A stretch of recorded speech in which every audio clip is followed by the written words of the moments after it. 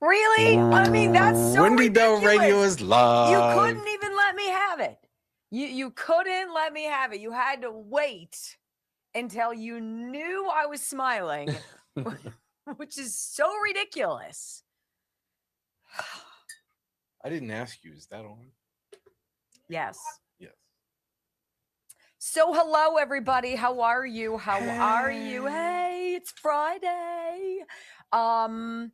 I got a great call from a wonderful woman who owns multiple radio stations in Missouri and Illinois. And we're going to be back on the air in the Show Me State here as soon as Brock returns her phone calls. So that'll be fantastic. She never called me. Check your phone. Anywho, she didn't. I'm teasing. I told her I would put her in touch with you. So anyway, I'm super excited. How fun. So we're going to be all over Missouri, all over Illinois. I cannot wait. If there's a radio station in your neighborhood and they play the same suck people who keep telling you the same suck stuff, and they're like, yay, it's a great deal. And you're like, it's so boring. You should totally call and be like, look, have you ever heard the word fabulous? Then you should get my girl on your show or on your station. I'm teasing. It's nice to be with you guys. I love today's thumbnail. Donald Trump with the bird. And Brock making the influencer wars. I mean, does everybody think that they're important and that we care about them? Because I don't. Oh, I thought you were going to say, does everybody think Brock is just fantastic? I think so. All right, let's talk about this. I want to get going here with the wellness company. I love that they ask every single time they want me to talk about their product. Make sure you do it before the show begins, which is such an intriguing place to be.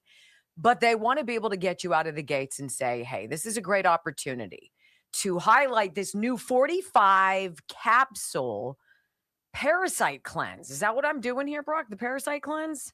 Yeah. Look at this. Look at what it does. It gets all these nasty things in your body. Raw fish consumption has exploded. I freaking love it.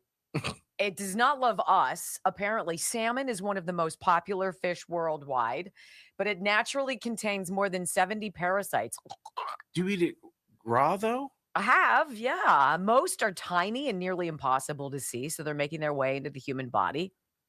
Once inside, parasites can hide for years, while frequently laying eggs before any symptoms appear. That sounds gross. Dr. Peter McCullough.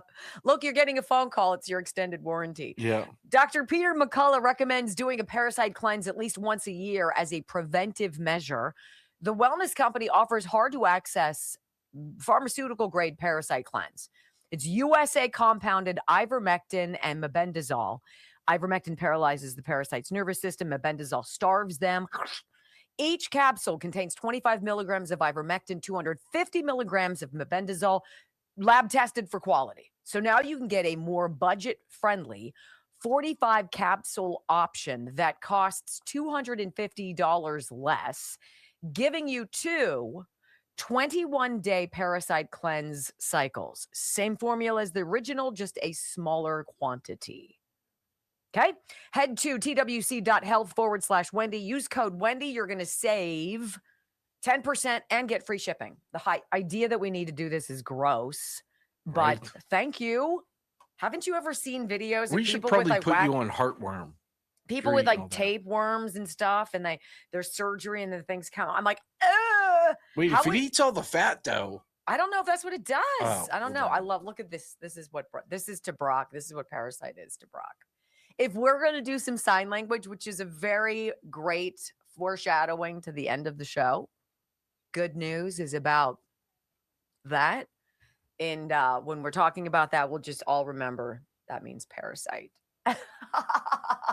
And this means I'm number things. one. Yeah, no. I'm number one.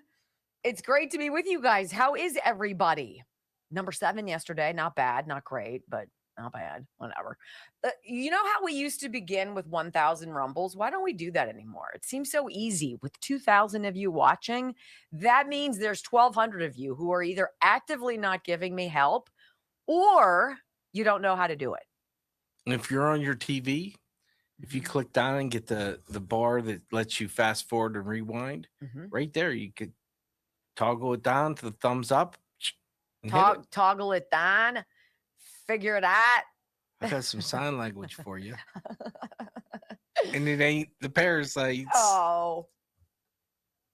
Now we see, this is how we learn. Every day we'll have a new part of Brock's sign language. Do you know what that one is? Oh, it's great to be with you. All right, let's get some comments going. All right, let's talk about this. Who wants to do a Sunday show? Let's go yes or no over here on the comment section. And if you on the comment section, not here in the chat. Right? So if you don't know how to rumble, it's that cute little bubble underneath me. And it's got two things, this or that. Here we go. Either 5, 4, 3, 2, 1. Welcome to your daily dose of facts to fight off the liberal gaslighting. You can be in the middle of a hurricane. You have sanctuary in the city of Chicago. Or you can be on a calm day. North is still north. You could be in a thunderstorm. I am angry. We are not going back. Not ever. North is still north. People can yell at me. The hell with the Supreme Court. We will defy them. North is still north. It doesn't change fundamental things. And in this business, right is still right, even if you stand by yourself. We don't get fooled again. No. Live across the fruited plain and from sea to shining sea, we are converting the Marxist left 1 hour at a time on the Wendy Bell radio program.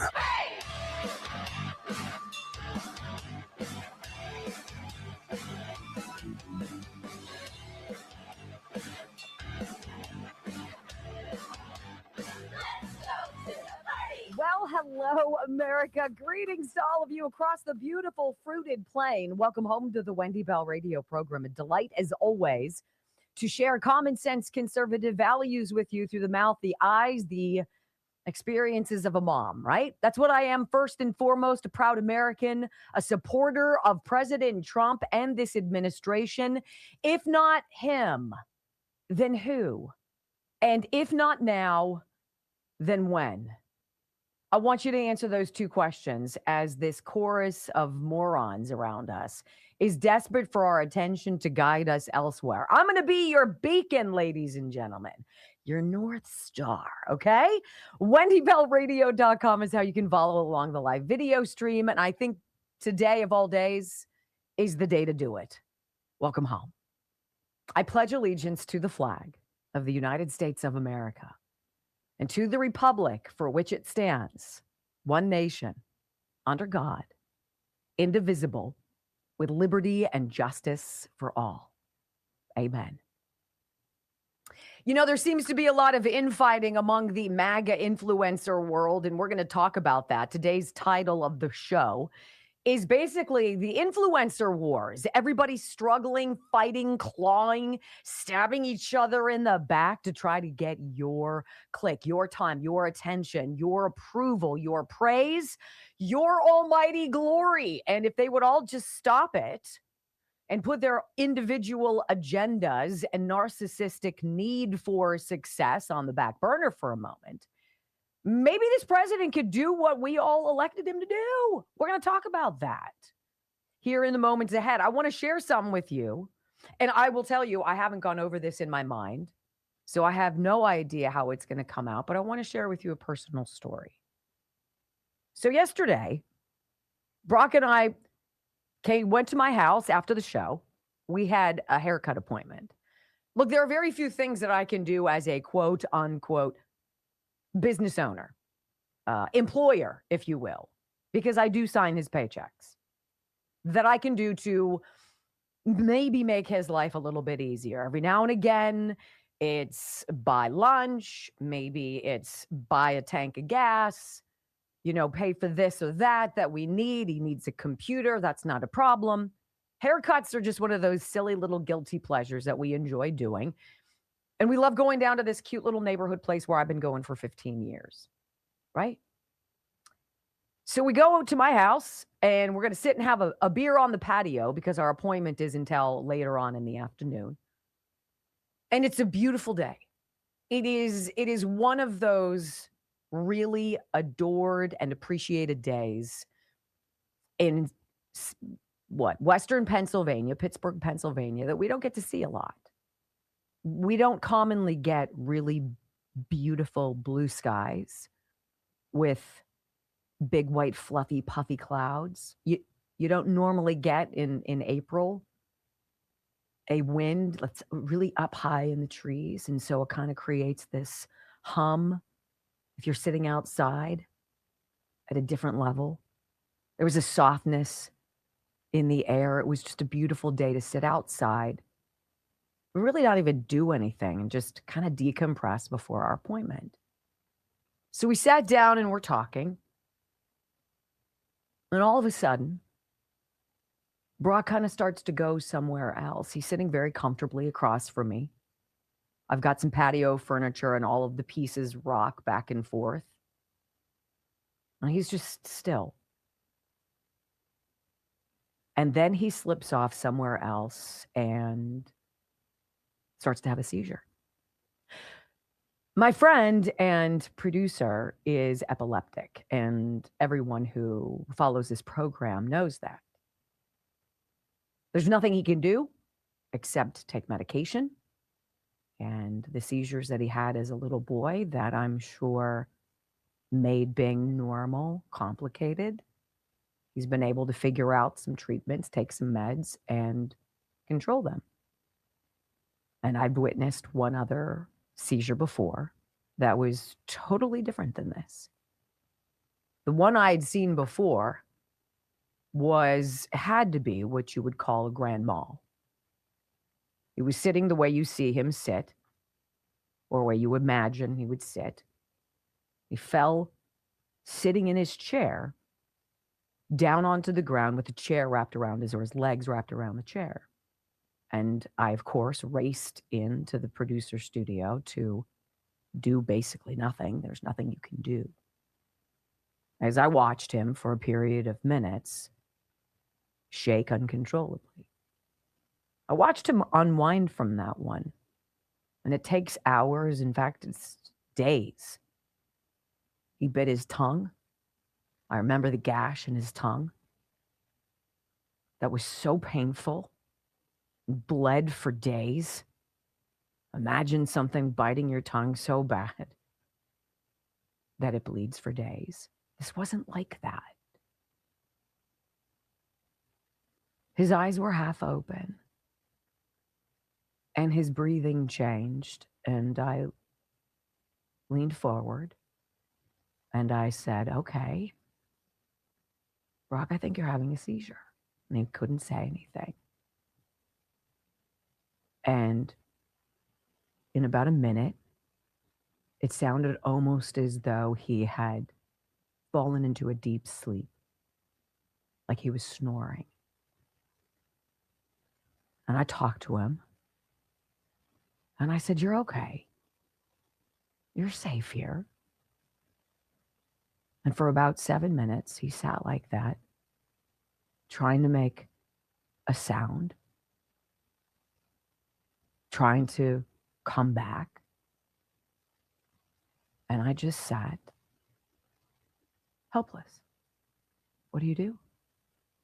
He wasn't seizing. He didn't fall to the ground. There was no drooling.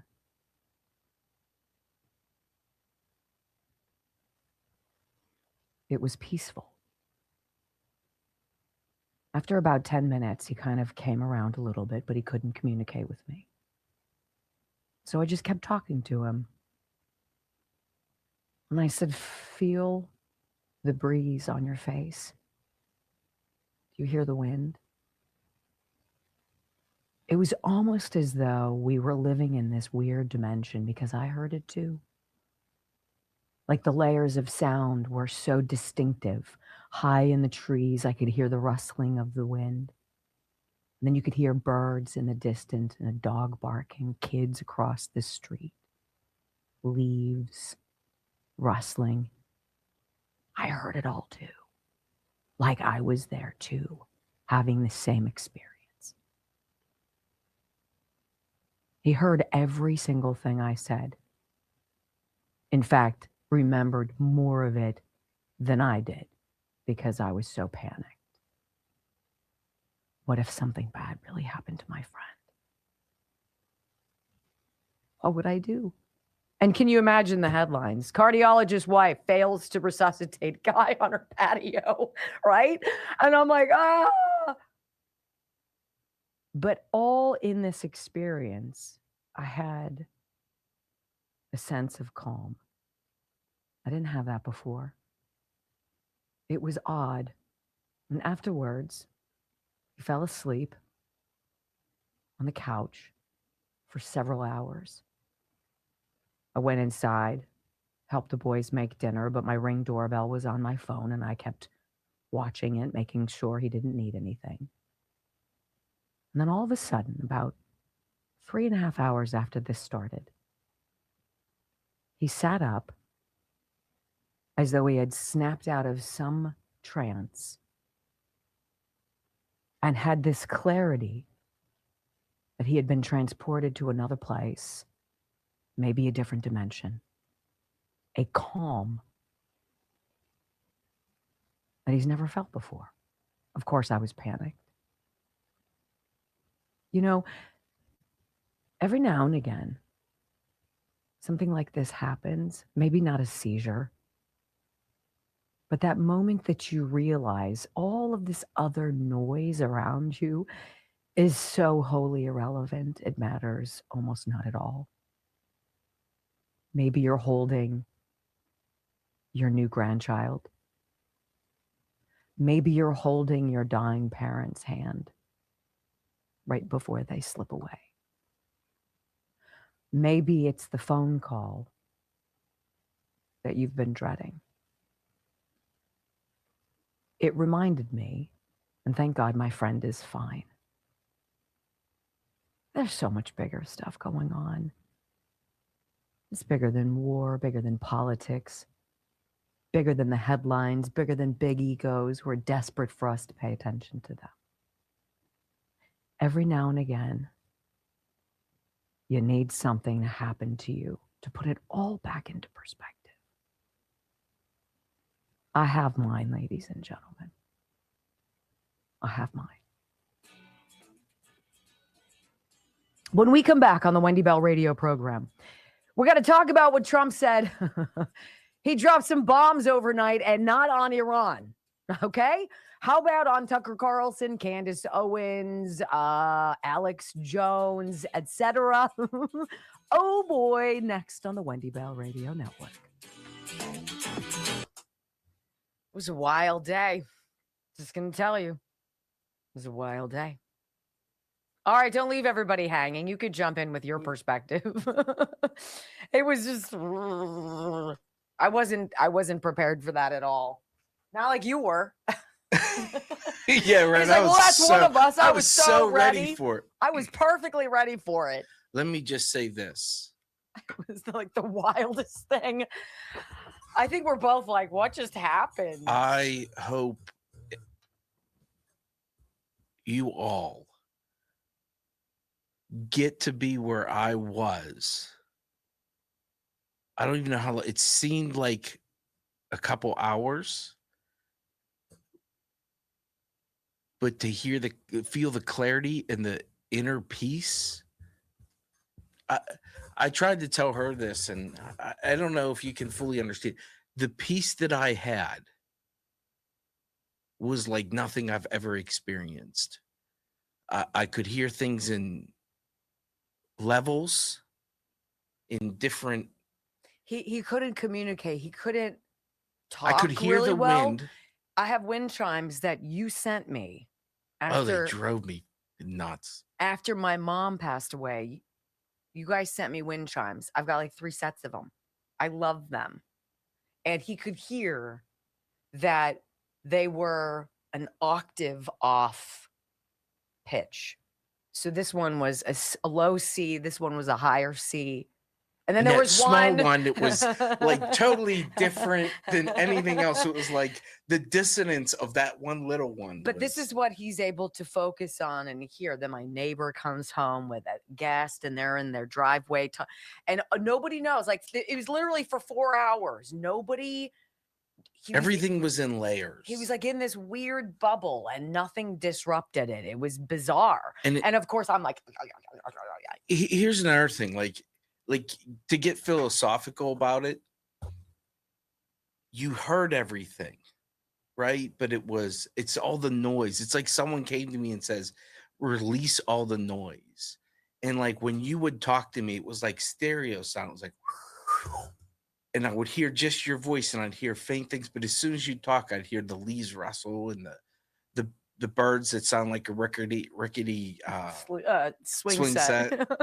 It was wild. So I'm talking to him and I know he's hearing me kind of, but he's not communicating back. And so I'm talking and I'm like, am I really annoying right now? Like, do you want me to stop talking? He goes, no, keep talking. I'm like, okay. It's a calm. Like when I'm here, I'm calm. Mm-hmm. This is my space. So when I hear you, it's a calming effect because I'm calm here. Right. Say what you want. Anyway, like every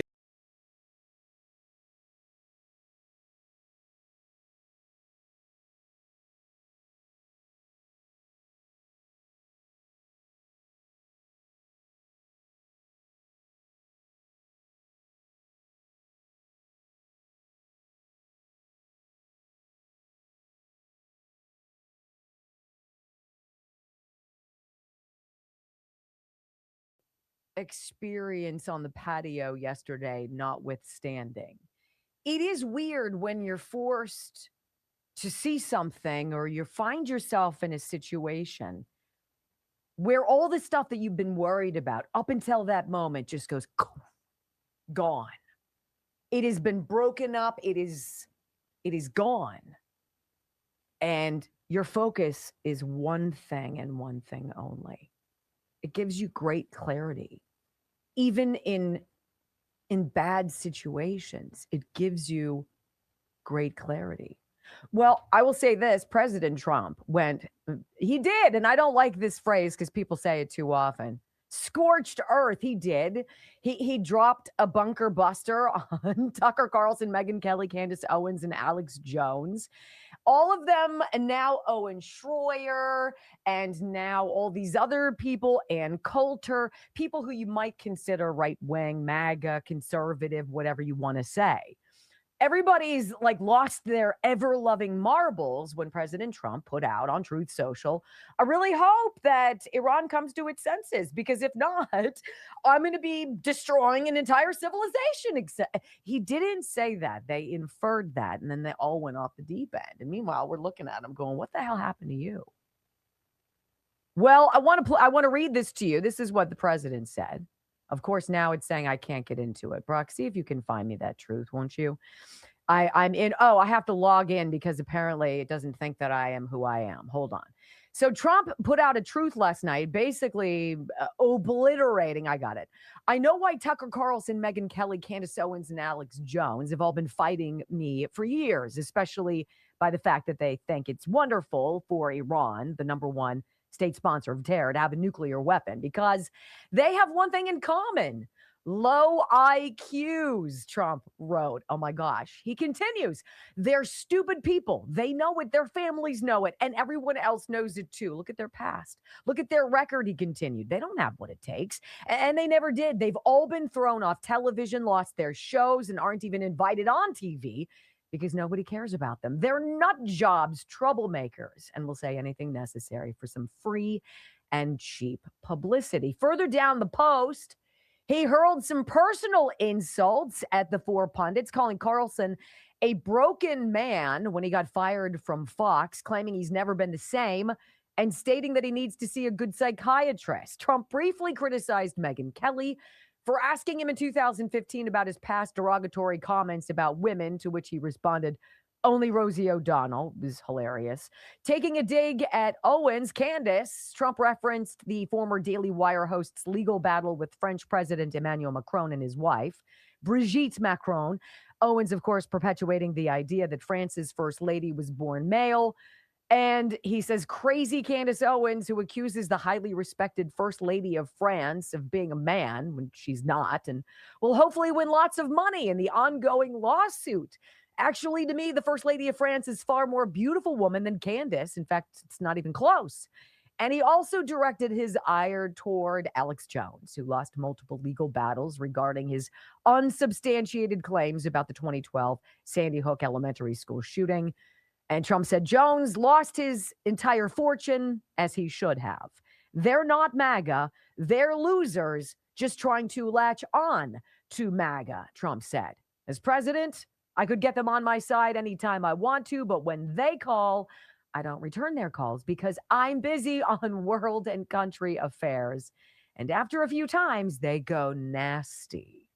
Oh, that's interesting. So if it's a battle of the influencer, if we're actually not in info wars, we're in influencer wars, who would come out on top? Well, it just so happens that about 30 minutes before airtime, my old boyfriend, who I broke up with, Harry Enton, put this out regarding Trump's popularity and approval versus Tucker Carlson's. Let's see.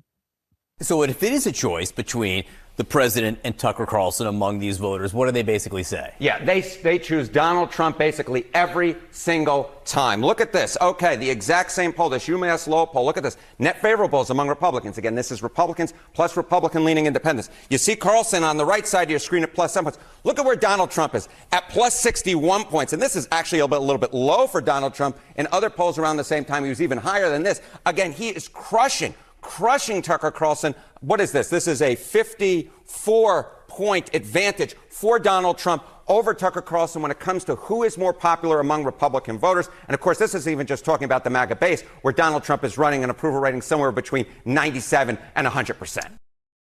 So Tucker Carlson +7 net favorability, President Trump +61. Now, you don't have to be a Trump cheerleader to understand that what this man is trying to do, no other man has tried to do in world history, what this man is trying to do. He is trying to reset not just America, but the entire world. He's trying to rescue us from the claws of this new liberal world order of suck. And if influencers who believe they have more influence than the president of the United States, who's the one man with the huevos to stand up to everybody and say, I know what is right, and you can suck it if you think I'm wrong. Well, I've got word for all of them. We're all supposed to be doing something together here. And if your narcissism, your ego is more important than America, damn right Donald Trump did what he did yesterday. Dropping the nukes. When we come back on the Wendy Bell radio program, my friends, Scott Jennings drops his own bunker buster next. You know, and because of this experience that we had yesterday, I am inclined to reread to you my friend Diane's testimonial about the Simkovich Concussion Institute. And to Dina, who is coming in, I believe, from Delaware and is coming in next week to meet with Dr. Simkovich, I got your voicemail and I'm really excited for you and I can't wait to hear all about it. And thank you. So our friend with the essential tremor who didn't think that she was going to get assisted helped at all or was hopeful, but has been let down how many different times in the past with medicine and doctors who were like, rrr. She had very bad essential tremor to the point where I think it would have been very difficult for her to button a button or to pour a bottle of beer into a glass or to hold a plate and serve food on it. It would have shaken off of her hand. That's how bad she was. She writes this: I've had hand tremors for more than 30 years. After growing used to it, these last few years have become increasingly challenging. Out of kindness, people would offer to take over whatever task they saw me attempting, not knowing what else to do. In public, I would sit on my hands. I would order a bottle of beer instead of pouring it into a glass, anything to avoid the attention. And then one day, my dear friend sitting across from me simply reached over and poured my drink from bottle to glass. No mention, just a gesture. It was obviously me. About a month later, that same friend offered to connect me with Dr. Simkovich. For 5 years, I'd heard her speak of him, but I never thought it would apply to me. After trying medication with no results, I didn't believe that there would be any help left. But she got the ball rolling, and before I knew it, I was meeting with Dr. Simkovich for a consultation, and he believed he could help me. On the first day of my 4-hour treatment, I felt the weight of the tremors released into calmness. I walked out of there that day with a completely different feeling, and no joke, I hopped. After completing the treatment, I've experienced a 75 to 80% improvement. My hope is that any story, my story, helps others recognize that there is hope. I truly enjoyed getting to know Dr. Simkovich, his staff, and even the friends I met in the waiting room along the way. He is the real deal, and I am forever grateful to him. 412-366-3700. 412-366-3700. Simkovich, concussioninstitute.com. Okay? While we're at it, and I've told you about Kelly Morgan and her phenomenal 14th birthday party that she's basically throwing More Gains Fitness. I want to bring her she got sent me an email, or maybe here we go. It's just the best. Oh gosh, I love her bodybuilding. It's just crazy. Of course, now I've lost it. Damn it. Why do I do that? She went through all of the things that they're doing, Brock. And it's like, I almost think that you and I need to try to find a way to go. Because it's freaking, Okay. I was like, oh my God, what? It's not just like, oh, we're going to have a food truck and we're going to open up the gym and you can take a tour. She's like, no, it's going to be so much. Okay, so let's see. So here we go. So I'm throwing a big party next Saturday at the Richland Gym from 9 until 2 as a celebration of being in business for 14 years. Okay. Anybody who wants to come in, it's free to use the gym. We're having classes every hour on the hour, new member specials, food trucks, coffee truck, a beer truck, bourbon, mini cupcakes, arm wrestling, ultrasound cardiac testing, a chiropractor, stretch therapy, alpha nutrition, lab supplements, hopefully a guest appearance from a famous bodybuilder from the 80s, body composition, prizes, so much good stuff. It's literally going to be a big party and celebration. MoreGainsFitness.com. MORGAINZ fitness.com. That's the 18th, April the 18th, next Saturday. Okay? I love that she sent me that. I'm like, wait, who has bourbon? Kelly Morgan. Me? Kelly Morgan, the woman who helps you go from that to that in 90 days. Just look at her midsection. Look at right underneath her bikini top where it goes in. Look how much smaller she is. That's crazy. That's Kelly Morgan. God, I hate talented people. That's hurtful. I know, right? Oh, Brock, inferring that I was talking about you. It's always about you. He's not making fun of me even yesterday. Oh, what did I say? Yeah, I'm like, I should take a picture of this. Yeah, You know, I should have videoed You it. know, it's funny. I've said that before. I'm like, oh, and then you've even said you'd be interested in seeing what it looks like. Sure. Because of all people who would never be able to know, would be you. So no, it seemed like such a voyeuristic infringement on your privacy and made me sick to my stomach that I didn't know what was going to happen. I didn't know I had to watch you breathe. And I was like, am I going to have to lay him on his back and be like, oh yeah. Oh, a dream come true. You throw me down the stairs. So I'm like, who's going to capture that? I'm like, here's Brock moments before his last breath. Say cheese. Like, right? I'm like, no, ew, what? I'll say it again. I hope for you, if you've never experienced it, Yeah, I haven't. the mental clarity that I had peace that I've had, I wish that on everyone. See, if that Minus the doesn't make you seizure. guys rumble, come on. You have to let me point whore just for a moment. It's super tacky, but what the hell? John. Man, you guys didn't see her hair this morning.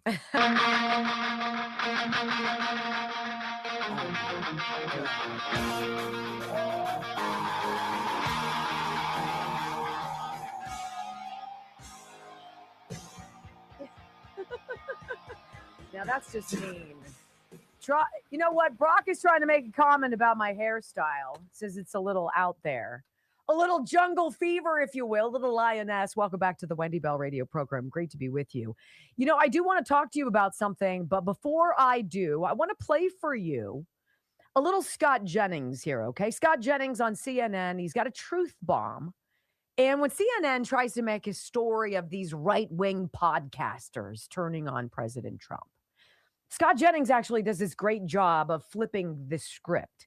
He's like, look, podcasters, influencers, these are not America's thought leaders. These are not America's top influence.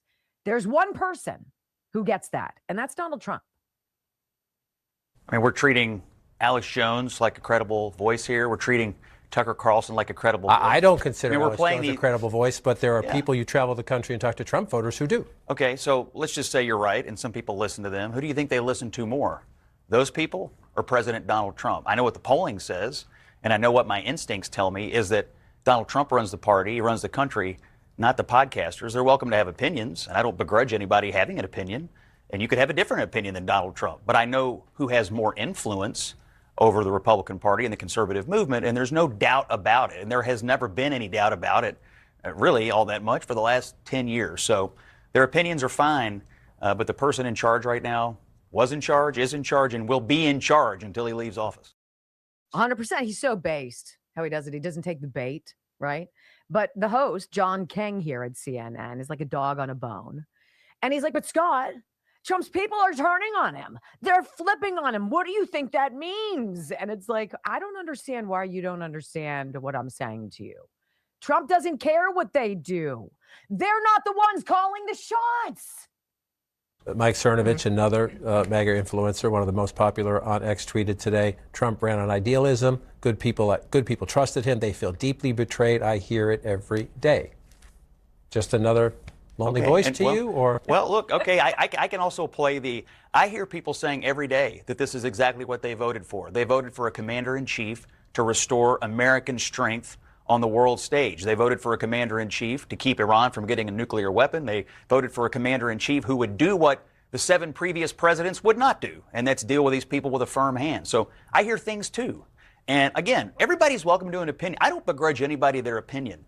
But you can't deny that Donald Trump has always been a hawk on Iran. He's always said he would never permit them to get a nuclear weapon, and he's taking those actions to prevent that right now. That is the direction he is doing, and it shouldn't be a surprise to anyone because he's always been very clear that he believes they're fanatics, and he believes they cannot have a nuclear weapon, and he believes that dealing with them and cajoling them, they don't understand that language. They only understand the language of strength. I want to come back to some of that. Yeah, we're going to come back to some of that, John. You still suck. Sheila? Thanks, Bill. Anyway. Poor Sheila. She's the Karen of news. Sheila. It's just so preposterous the way they still do the news. Like it's still Walter Cronkite. And they all have to talk like this. Anyway, so you've got this influencer sphere that for whatever their individual reasons is all piling on and all doing the same thing. It's so interesting to watch. And then you've got this other faction. You've got this deranged almost, and you could use your own judgment here on if you think they're deranged. Some of the people who go out to these No Kings protests, okay? So I'm on the No Kings website. I signed up to be, a volunteer or what have you. And so now I get emailed all the time about their upcoming things that they have. There's a young lady named Karlin Borisenko, and I stumbled upon her this morning. She runs something called the Center for Left-Wing Politics. And you're like, ew, why would you want to even know anything about that? No, it's very interesting. She's clearly a conservative, but she's interested in infiltrating these No Kings protests. And she's got this team of independent researchers, she says. What she found about a week and a half ago, as they infiltrated dozens of these cities, dozens of these protests in dozens of cities across America, she wanted to see who was there, who's handing out pamphlets, who's handing out stuff to get people at these protests galvanized into some kind of an anti-Trump movement. It's all so manufactured, isn't it? It's all so fake.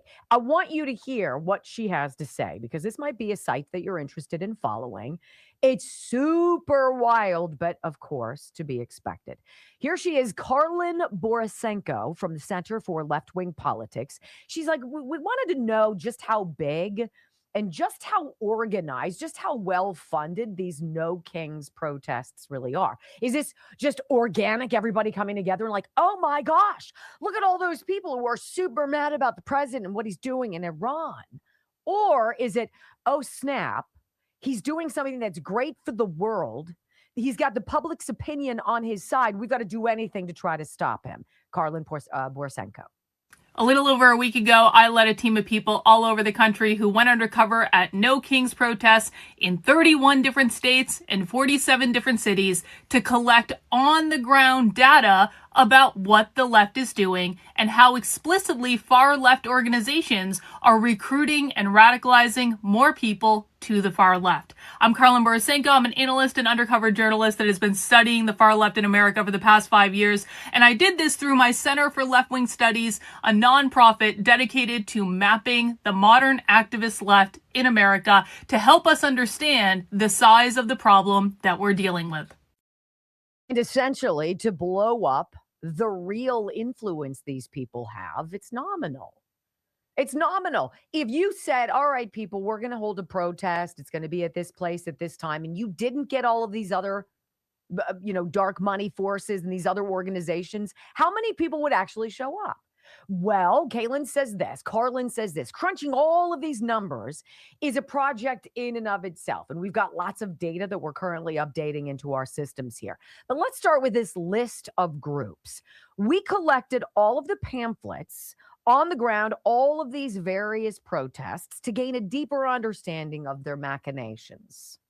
Now, real data analysis, it takes a little bit of time, but I want to show you what we have so far. We're collecting information from the dozens of volunteers that went out on the ground to collect it, to create a list of the organizations and different collectivist groups that showed up at the No Kings protest. Some were official tablers and part of the event. Some just showed up to hand out their literature and were a completely unofficial part of it. But we have all of this stuff documented. We have pictures of their propaganda. We have the copies of the leaflets and the zines and the flyers that they were handing out. And this is giving us a pretty decent list of all the different organizations that were on the ground in the cities that we had volunteers in.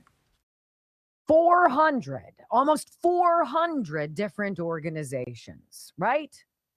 Now, how is this any at all bit dissimilar to what Tucker Carlson and Alex Jones and all these other right-wing influencers are trying to do, right? Individually, they have a voice. They think collectively, if they band together, they can affect change or move public sentiment or push an agenda or change the idea of people in this country. And here's a newsflash. Nobody cares about any of these people as much as they care about what Donald Trump is doing. He sucks the oxygen out of every environment. Look, whether you love him, you hate him, you're indifferent. If he says something, you're like, wait, what did he say? Wait, well, what's he doing? Wait, well, who did he do? Well, what's that? Right? So we are now watching this propaganda machine that's grassroots at No Kings, all these hundreds of different organizations piling on, joining together, trying to galvanize this idea that Donald Trump is really disliked and that what he's doing is ridiculous and it has to be stopped and it's got to be the 25th Amendment. And, oh my God, we have to impeach him. It's all normalizing that. And now you've got this right-wing alleged ecosystem that's joining in. It's a squeeze play from both sides, right? And who's standing alone in the middle? The one guy who's like, if not me, then who? And If not when, if not now, then when? It's so remarkable when you watch the squeeze. Carlin comes back, final sound. No, we got two more. She's like, look, this wasn't just some protest, this No Kings thing organized by Indivisible. That's the group, the basic fundraiser. It was tons of splinter groups all vying for money and for influence. And so far as of this recording, we have documented 387 different leftist organizations that were at the No Kings protest talking to people and handing out their propaganda. And then what we did is we applied my Mapping the Modern Left framework, which you can find at decodetheleft.com/map, to ascertain what tier of group these leftist groups are. Are they normie Democrats and liberals that are really relatively benign? Are they progressives that want a lot of free stuff from the government but go right up to the line before abolishing capitalism? Or are they true far left groups like democratic socialists and revolutionary socialists that are doing everything they can to push chaos and destabilization in our world to try to overthrow the capitalist system? Overthrow the capitalist system. So then this is the bombshell. Nearly 1/5 of the groups that Carlin and her team of independent researchers came across at dozens of No King rallies across 30 different states, 1/5 of them, they were all about far left revolutionary ideologies trying to recruit and radicalize new members. This is your scary, dangerous side. Now, the No Kings protest is, of course, a progressive protest, so it should come as no shock to anyone that 60% of the groups who were at the protest were progressive groups. However, you might be surprised to learn that 8% of the groups were democratic socialist type groups like the DSA, the Working Families Party, people trying to get to elected positions to push socialism in this country.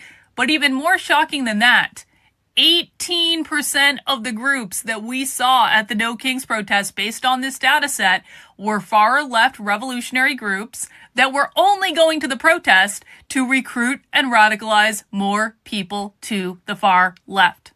We're still analyzing the data, but we will be publishing it at the Center for Left-Wing Studies, leftwingstudies.com. So stay tuned, follow along, more to come. Something super interesting to bookmark. Center for Left-Wing Studies, leftwingstudies.com.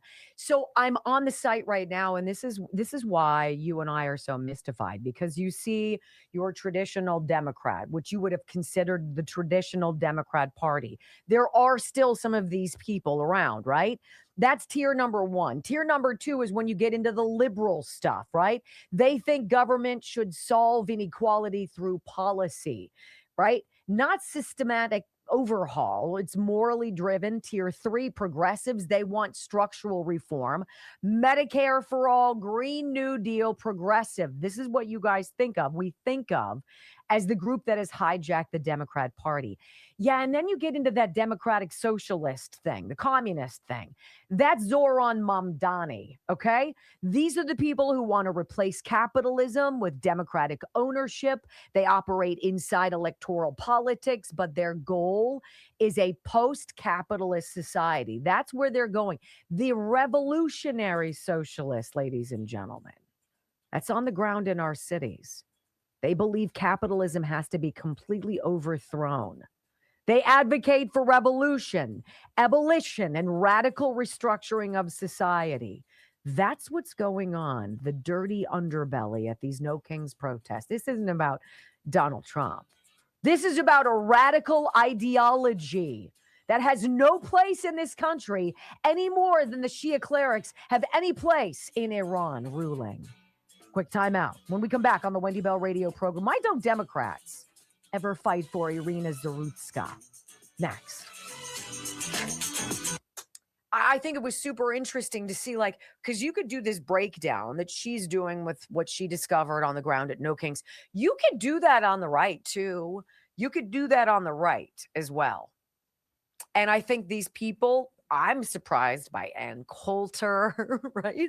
Some of the Owen Schroyer.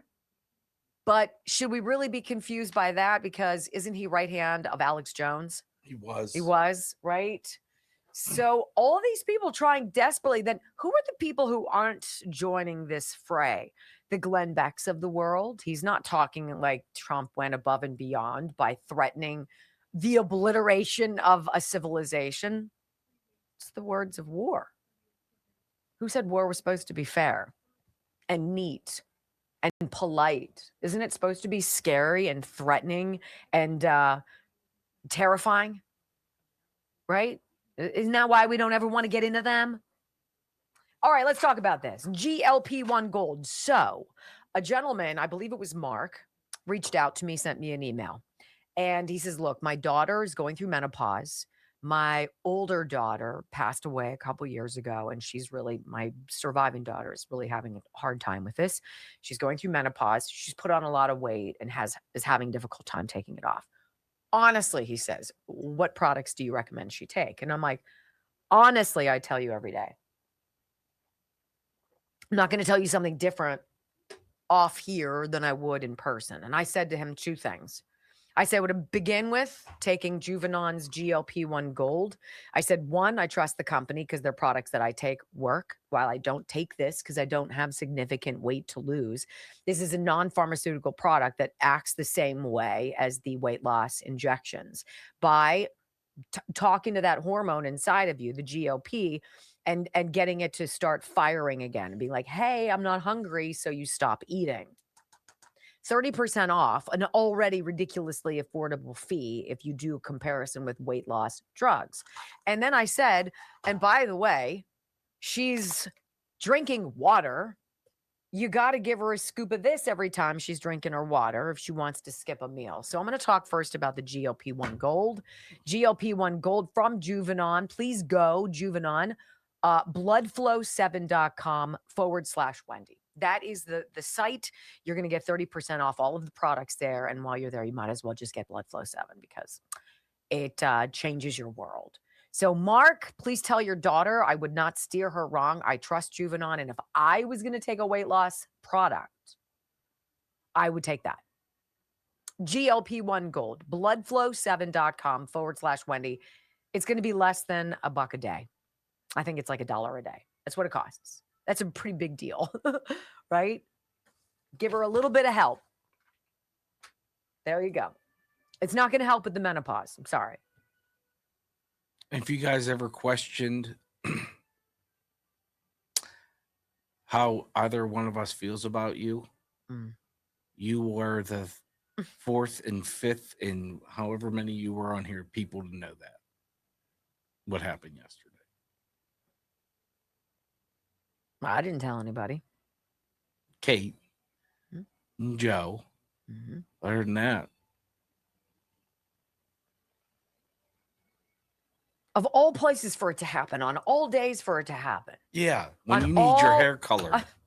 I mean, geez. I apologize for that. Shut up. No, not to you, to everybody else. You're such a douche. Well, at least you're still the same. 1.75. Come on. There's no reason we can't hit 2. Do it because you feel badly for Brock.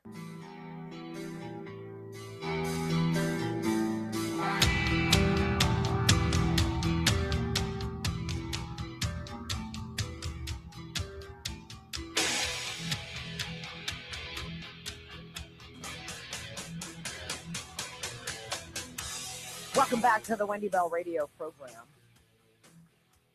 In that moment of clarity on the patio yesterday with Brock, as I'm watching him kind of dip into this very calm, very measured distance, a seizure, just go away. You come out with a lot of clarity. It's like you start to see things and you see the lines of the shapes more clearly. There's less fuzz, less static and noise. I see very clearly the choice of Democrats in this country. And now, to be honest with you, how are they any different than the Republicans?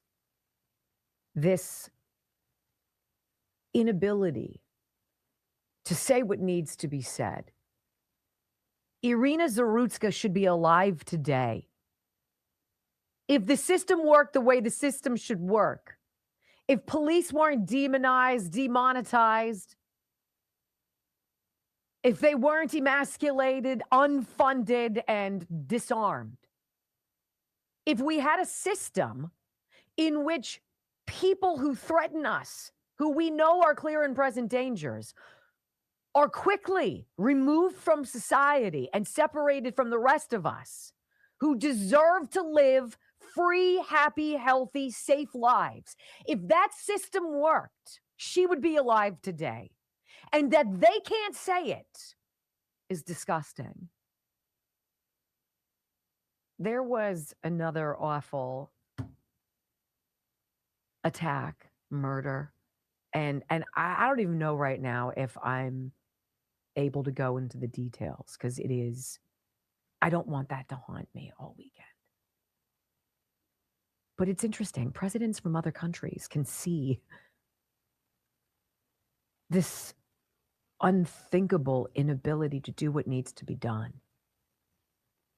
This is from The Blaze, and this is crucial detail about Irina Zarutska's suspected murderer may ease online outrage after he was deemed incompetent to stand trial for her murder.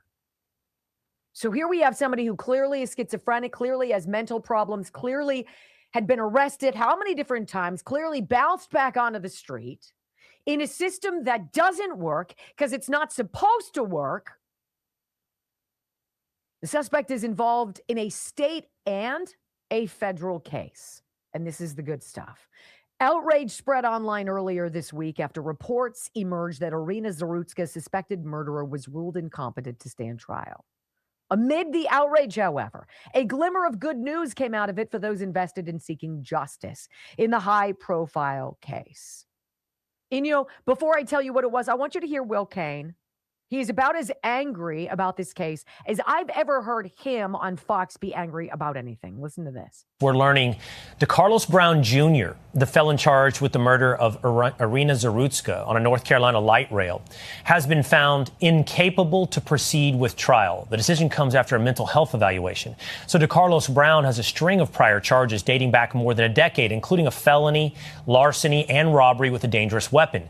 Brown's lawyers are now asking the court to push back a scheduled April 30th hearing for another 6 months. It's pretty unbelievable. How many times can this man continue to commit crimes and be judged incapable of being accountable for his crimes? It's not just larceny. It's not just robbery. Now it's cold-blooded murder. Well, the good news of this, if there is any, is that Assistant Attorney General Harmeet Dillon has just confirmed that DeCarlos Brown Jr. is still in federal custody, so he will not be out there hurting anybody else. Even after the state ruled him incapable of standing trial for the brutal stabbing murder of Irina Zarutska, the feds are moving forward with their case, and it has to do with violence on board public transit. That's where they're getting him on. How many more murderers have to be set free? How many more gangbangers have to be released from prison? How many more parents have to bury their children? How many more fathers aren't going to come home? How many more women are going to be bludgeoned to death by a lunatic Haitian nutcase with a hammer? Yeah, because that happened. When we come back on the Wendy Bell radio program, Republican turncoats swear to you the Dignity Act is not amnesty. They're right. It's way worse than that. Oh, buckle up. This is going to tick you off.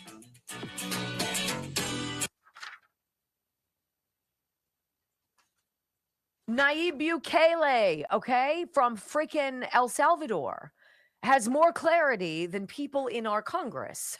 He's like, you need to impeach judges that failed to allow this president or this Department of Justice to follow the rule of law, and bounce the hell out of here people who are a danger to the American way of life. But you have a system here where your elected representatives don't give a shit if you get murdered. They don't care if you get killed, your daughter gets killed, your son, because they need the votes. The votes are more important than the life of somebody you care about, which was the clarity I got yesterday on my patio. Other than that, I've got nothing. MCT Wellness was the other thing I was telling Mark to tell his daughter about. This is, look, I get a lot of freebies. Most of my sponsors give me product that I can try, right? For me to get the freebie and to be annoyed that the next freebie isn't coming fast enough, so I have to subscribe, that's what I've done with this. I did that with Blood Flow 7 as well. Like, I need the You product. bought it for your kids. Yes. I'm like, I need my boys to be on this. I need to be on this. This is how I feel about Dr. Gundry's MCT Wellness. It is the easiest thing in the world to do, and it actually is delicious, right? This is the watermelon lemonade kind. All right. So I got the 3 jars instead of 1 because I'm like, I got all the same flavor like a dip. But okay, whatever. I do like the flavor. MCT Wellness, okay? This is thehealthyfat.com. This is where Dr. Gundry says he has seen, and look, I follow this guy for a while, and I don't really know him to exaggerate when he tells stories. And he's like, I know thousands of people I've prescribed here have some MCT Wellness to lose weight. It's a dietary supplement. It's a dietary supplement, but it involves polyphenols. That is the secret sauce. Secret sauce, polyphenols. And you're like, I don't know what that means. Which is why, as annoying as it is, and it's not annoying after the first 5 minutes because it sucks you in. You're like, I'm learning so much. Dr. Gundry puts out a video. And in order for you to get to the prize, which is the product, MCT Wellness, he explains to you what it does in your system and why you haven't been successful losing weight before. And it's like, thank you, God. It makes sense. He goes over food choices that you make that are probably the wrong choices. Then he goes into like the chemical situation inside your body, what happens when you eat this or you drink that. And you're like, what? And then he's like, and this is why this works.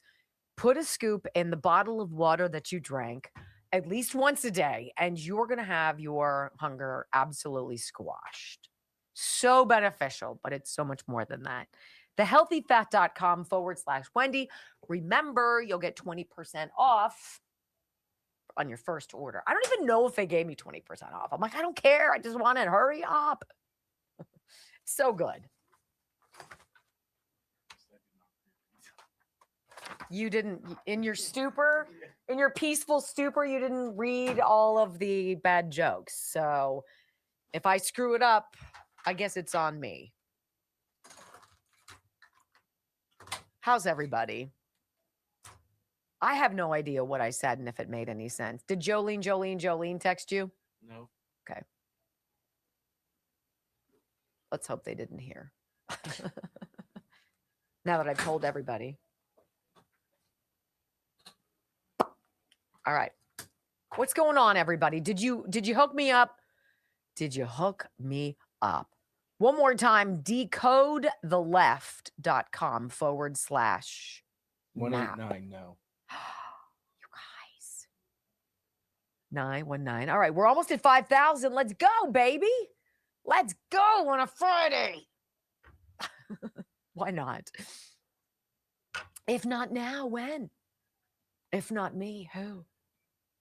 That was creepy. Sorry. All right.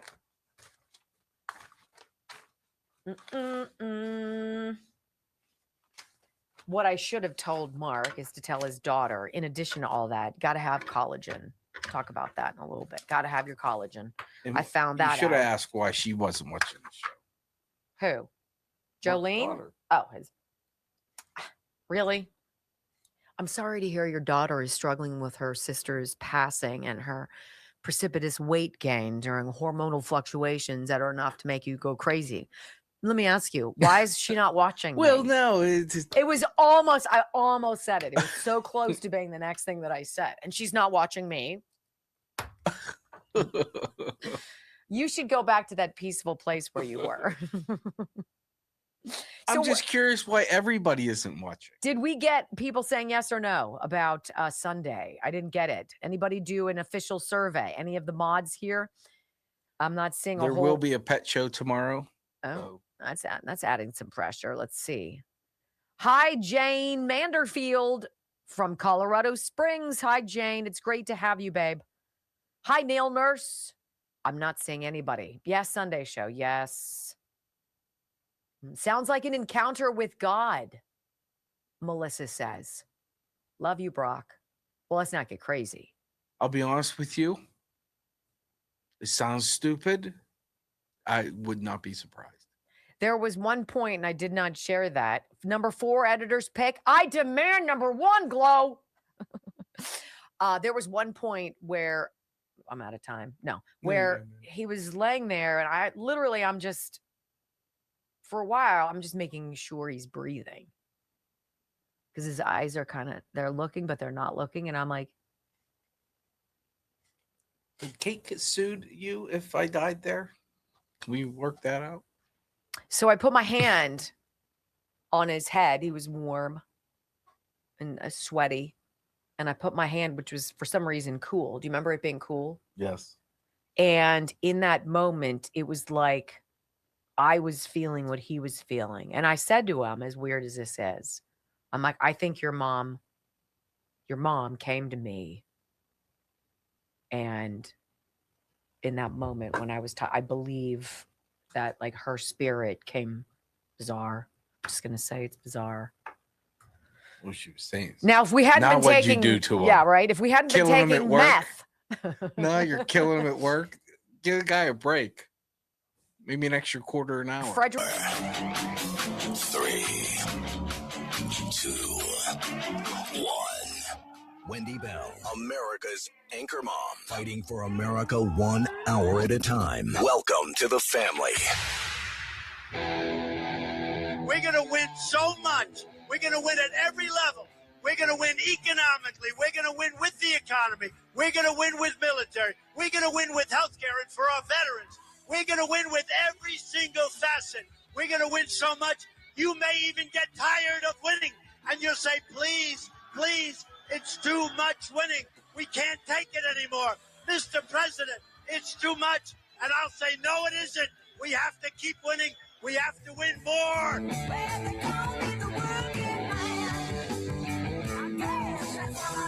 We're going to win more. 3 hours of bold truth and excellence. You've just signed up for the WBR Army. Strap in. This is the Wendy Bell radio program.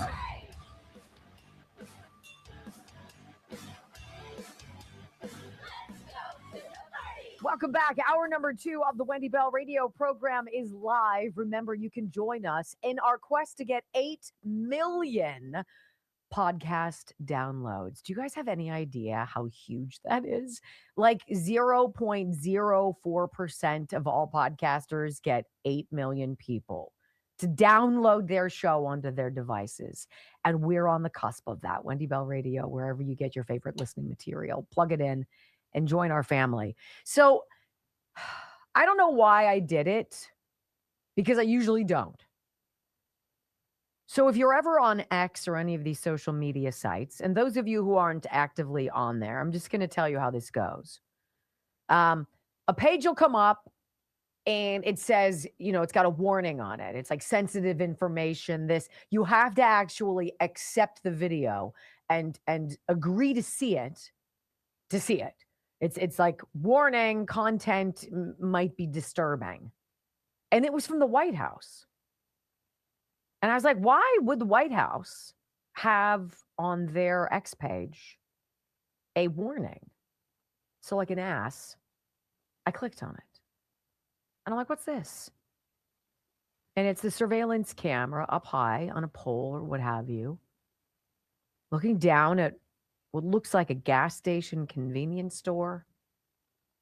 Any store that you would ever go into and fill up and grab a soda or something. And out comes this woman. And she's walking out. She walks out, and here comes this guy. And he takes his hand back. And he hits her in the head. And she drops like a sack of potatoes. And then he proceeds to go down where she's laying and hit her again and again. And after I saw her fall, I was like, ah! And I got off the page, but it didn't stop the audio. And it's in my head. And It shouldn't have happened. It shouldn't have happened. A lunatic from freaking Haiti. Bludgeoned to death. A woman, a mom. And I won't unsee it, and I can't unhear it, and it never should have happened. And there's a reason that Trump attached words to it. And this should never happen. No more. He has been abundantly clear. He's been abundantly clear about Iran. He's been clear for decades about Iran. Private citizen media or real estate tycoon businessman Donald Trump was clear in the 1990s. He was clear in 2020. He was clear in 2024. He's clear today. He has said the same thing about immigration. He ran on ending this nightmare. Democrats caused this. Republicans who are losers, who don't care about America any more than the influencers who want you to believe that they're on the right side of anything care about America. It's not about you. It's about us. It's about we the people. Do you not understand that? No. Look, I don't have any illusions about my role in this world. I'm a speck of freaking dust. I'm delighted when 5,000 of you watch live. I'm ecstatic if we get 100,000 people a day to watch our live Rumble feed. I don't think that I'm breaking news to you. I don't think I'm the next best thing in the world. I just think that you and I can have conversations. Do I want you to pay attention? Yes, of course I do. But I'm not the story. I might be a messenger, a conduit, a line of thinking, a reasonable conversation. But we're in this thing together. That's way bigger than ego. That's so much more important than likes or follows or who's got the most influence or who's the most popular or who's famous. Like, what? No. No, it's about America. It's about making America great again. That's not complicated to me. I'm keenly aware of my role in this. It's extraordinarily small. But you're here. And that matters to me. Because if you and I don't get involved, if you and I don't have honest conversations, how does anything change? See, the Republicans don't want anything to change any more than the Democrats do.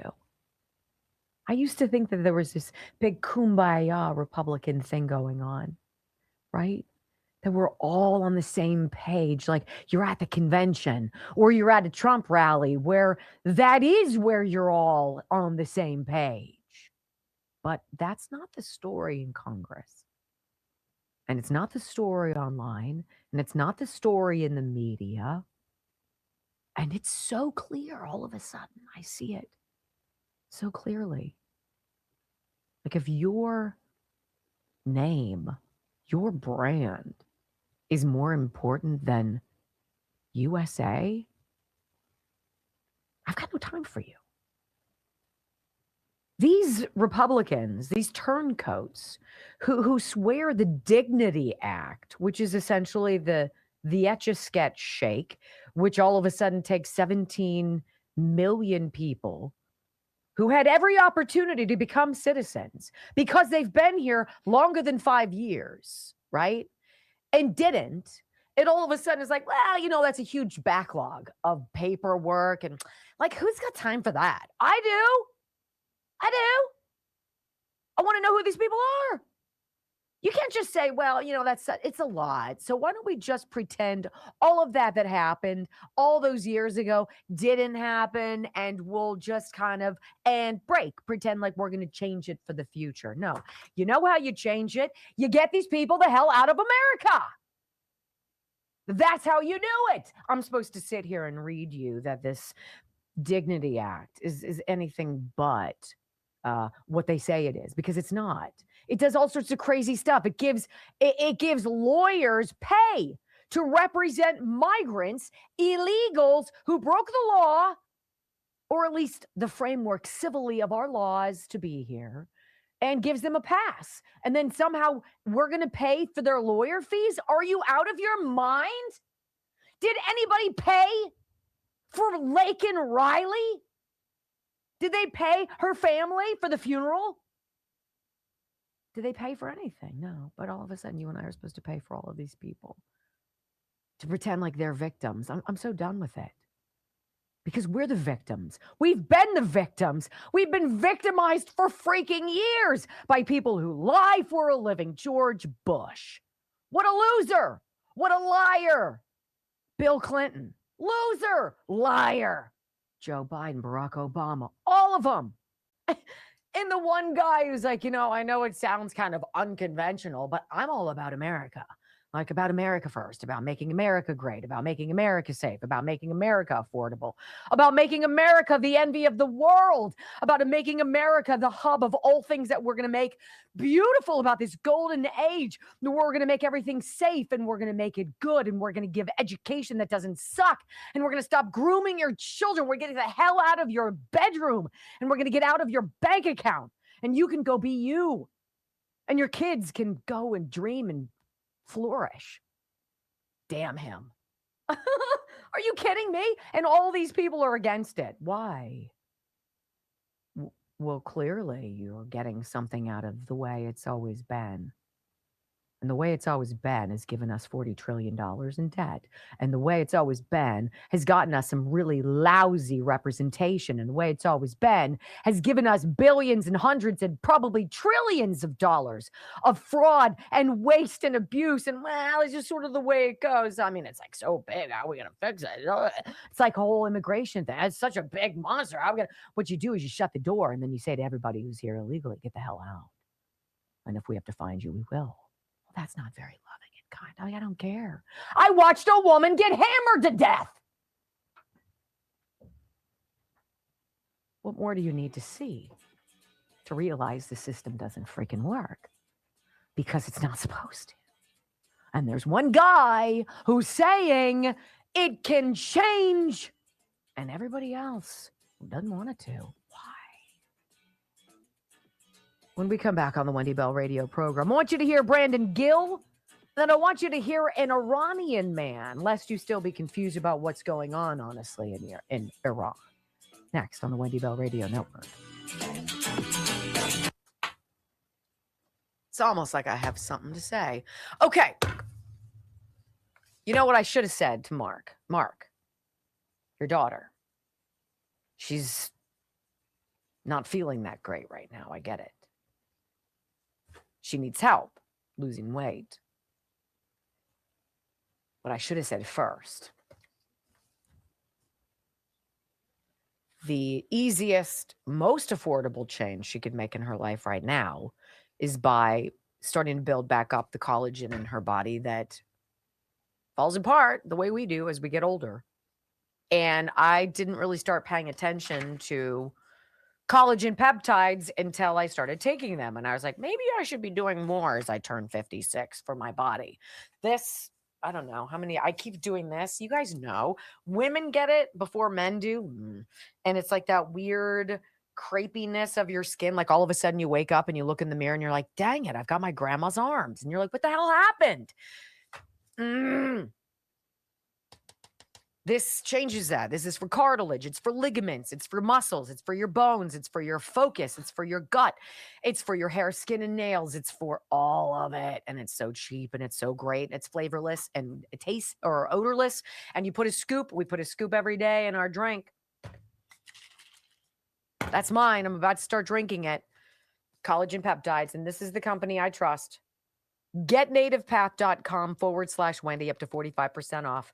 GetNativePath.com/Wendy. Ask Brock. It's every day. It's every day. It's part of my thing, part of my jam. I love it. I think you will too. And they go out of their way at Get Native Path for this program. They're lovely. Okay. I even have this one drinking it now, right? This one. What'd you say? I forced you. Yeah. Okay. I'm running out of my other one. You don't seem to care about that. You're right. Correct. I do not care about that. Get off the dime, biatch. What?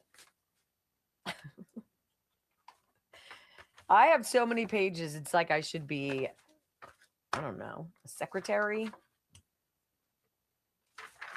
Nothing wrong with secretaries. All right. So I loved hearing this. I'm going to tell you more about it in the longer break. But apparently, a lot of you are interested in the Wendy's Favorite Things Mother's Day gift package that we're going to be putting together. It's not ready yet, but some of you have been getting in touch with them and being like, I'd like to get my hands on that. Oh, yes, you do. Oh, yes, you do. But we'll be dropping that here soon, putting the finishing touches on a couple of the fragrances. One of the oils that I really like, I have 2 choices for fragrance. And so I have to choose. And I'm super geeked that they're making me my own fragrance, like my own perfume. So remember how I said I love the smell of Walt Disney World's Yacht Club Resort? And then Robin Kesnick from here got it for me, and I spritz it through my house. And I'm like, I told Patrick from Tulip Blooms about it. And I'm like, he's like, what are your favorite fragrances? And I'm like, well, I love this one, La Mel by Jean-Paul Gaultier or whatever the hell the guy's name is, that my boys wear. It smells so good. I'm like, I know it's a male cologne, but I love it. And then I have this woman's kind that I like, and then I like this Walt Disney one. And he's like, well, I'll blend those scent profiles together, and we'll see. Literally, he goes and he gets the scents, and they put. I'll tell you about it after the break. Whew, you're gonna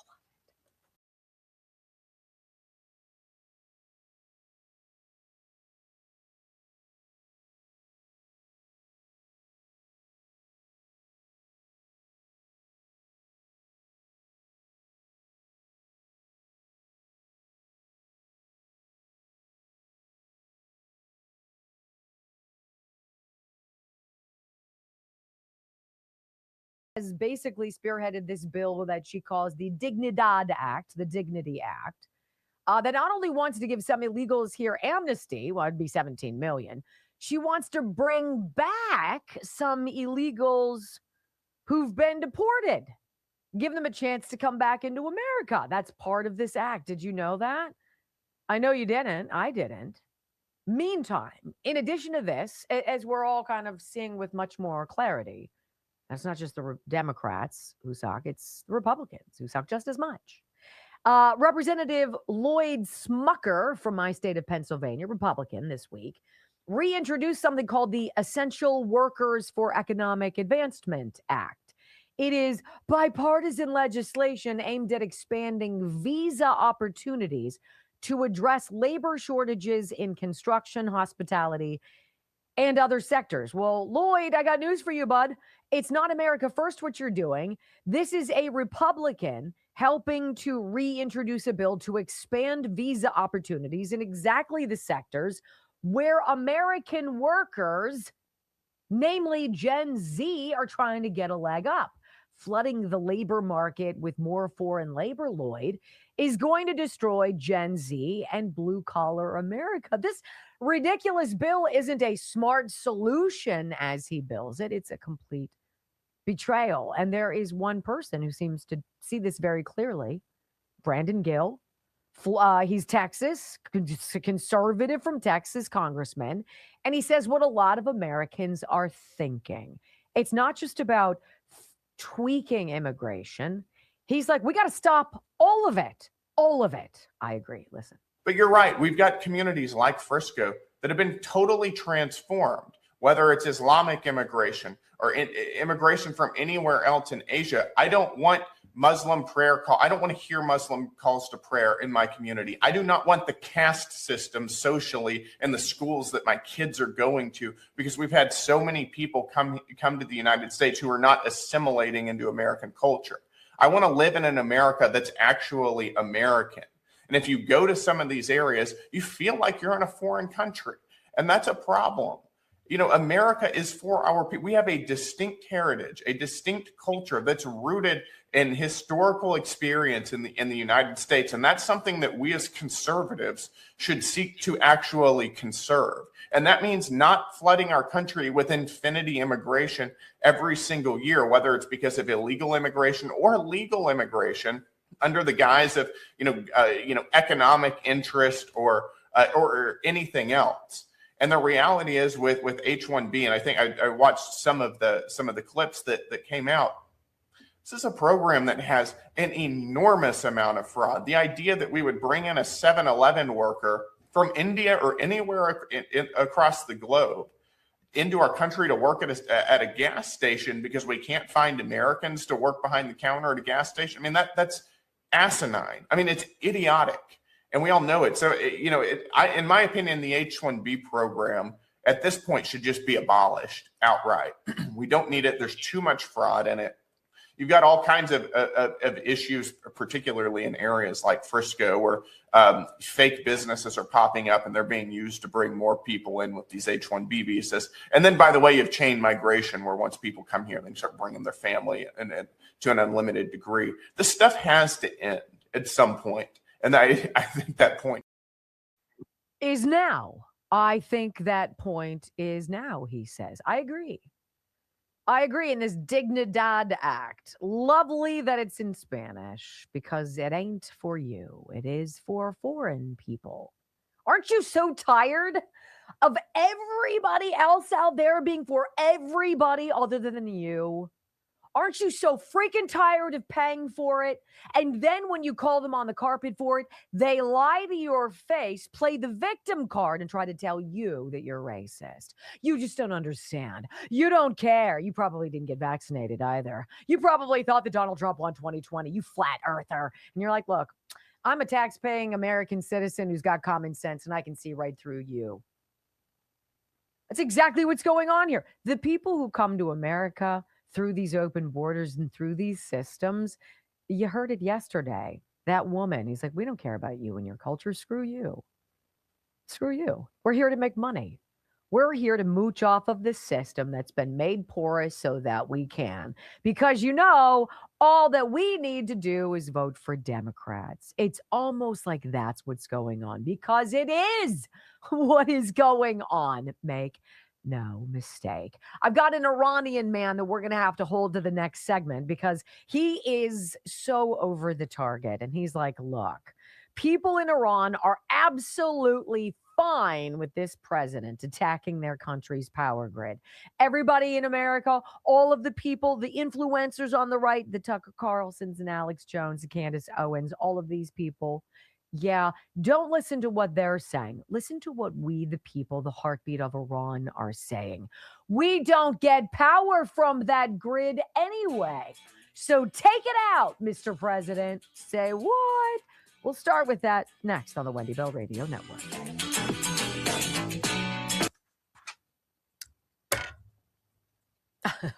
So anyway, Tulip Blooms, tulipblooms.shop/Wendy. This is one of those companies that I so enjoy dealing with. And I'm going to share a little secret with you. Your enthusiasm and support of literally a mom and dad run business, run through their home initially at the kitchen counter with 3 young kids, outgrew that, spilled over to the dining room, outgrew that, spilled over into needing to get an office, outgrew that. You guys and your orders invigorated them and infused and reminded them that what they do matters. And it matters if you love your skin. Tulipblooms.shop/Wendy. these are my two options of the scent profile I've got to choose. Castor oil is one of my favorite things that they do here. And you're like, castor oil? Ugh. Isn't that what people used to drink? Very interesting science with castor oil, especially if you put it on your abdomen and rub it in. It gets in through the skin, absorbs there for your organs. Oh my. Wait until you get some of the information about these products. It's pretty mind-bending. tulipblooms.shop/Wendy. That's going to give you a 10% off, and then I'll keep you informed when we drop the mother of all Mother's Day events. I love it. Tulip Blooms.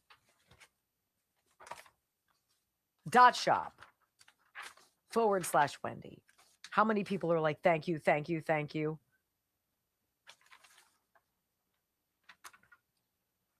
I will say, John gave $20. So cute.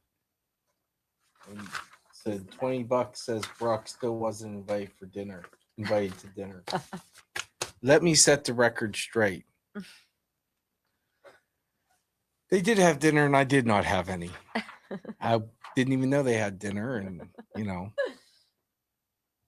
Hey, I had my phone. I just laid you there. You were very comfortable and very peaceful, and so very hungry. I had my Ring doorbell on. So how about I buy you lunch after I this? was hungry. I'll buy you lunch after this. And I watched them all eat. No, you didn't. No, I didn't.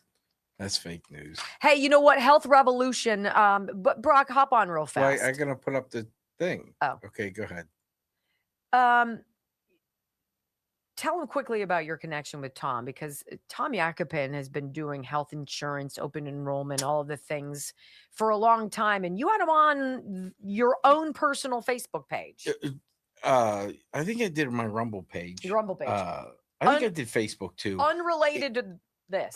It had nothing to do with anything other than with open enrollment. People were confused because of all the government shutdown and all of it. So I just had Tom on, and I called him. And at that point, he was not a sponsor, but we've known Tom for long time, 10 years. Mm-hmm. I've at least known him for at least 10 years.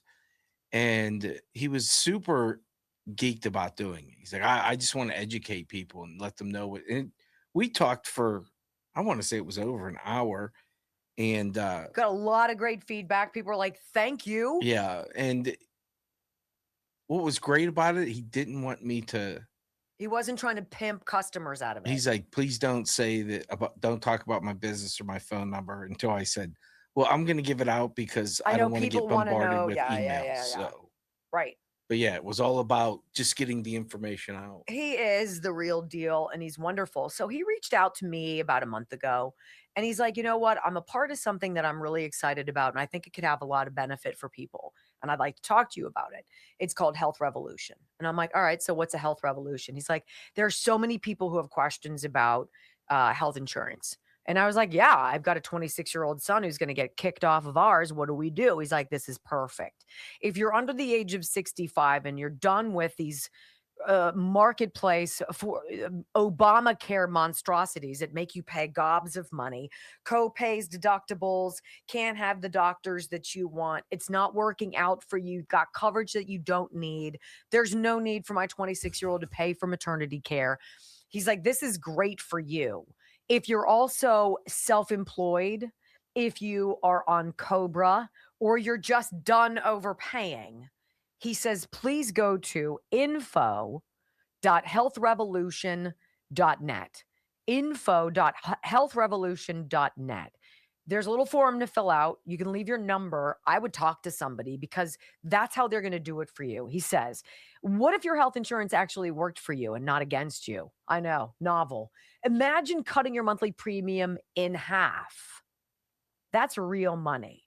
Health Revolution offers innovative health plans that save you 30 to 60% compared to most Affordable Care Act marketplace plans with no copays.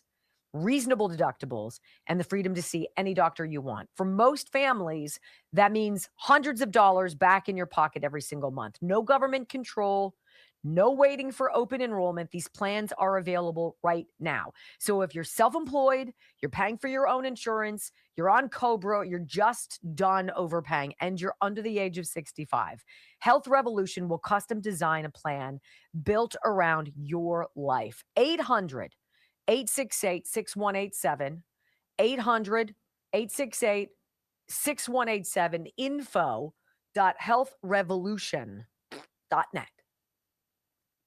100%. And they're honest. They're not high pressure tactics. And you.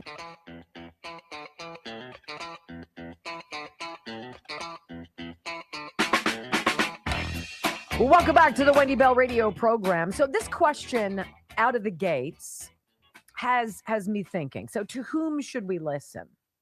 The political hacks in America, or to the Iranian people fighting for freedom? There's a scant handful of people who either have access to the technology in Iran or what have you, who are able to make a video, who are able to get out some information to the outside world. This gentleman is one of them. And he explains, and this is so curious because the President Trump Truth Social that got all of these right-wing influencers losing their ever-loving marbles was the hyperbole. It was the voice of war. It was about, look, to the Iranian leadership, if you think for a minute that we're not zeroed in on that your I don't know, locations of all the things that we need to take out to literally destroy you so that you never rebuild again. If you think that we won't, we will. I will destroy complete civilization. No nukes. You guys don't want to play with me because I will destroy you. And everybody on the right was like, oh my God, that's unbelievable. He's unhinged. And I'm like, God, you guys are such losers.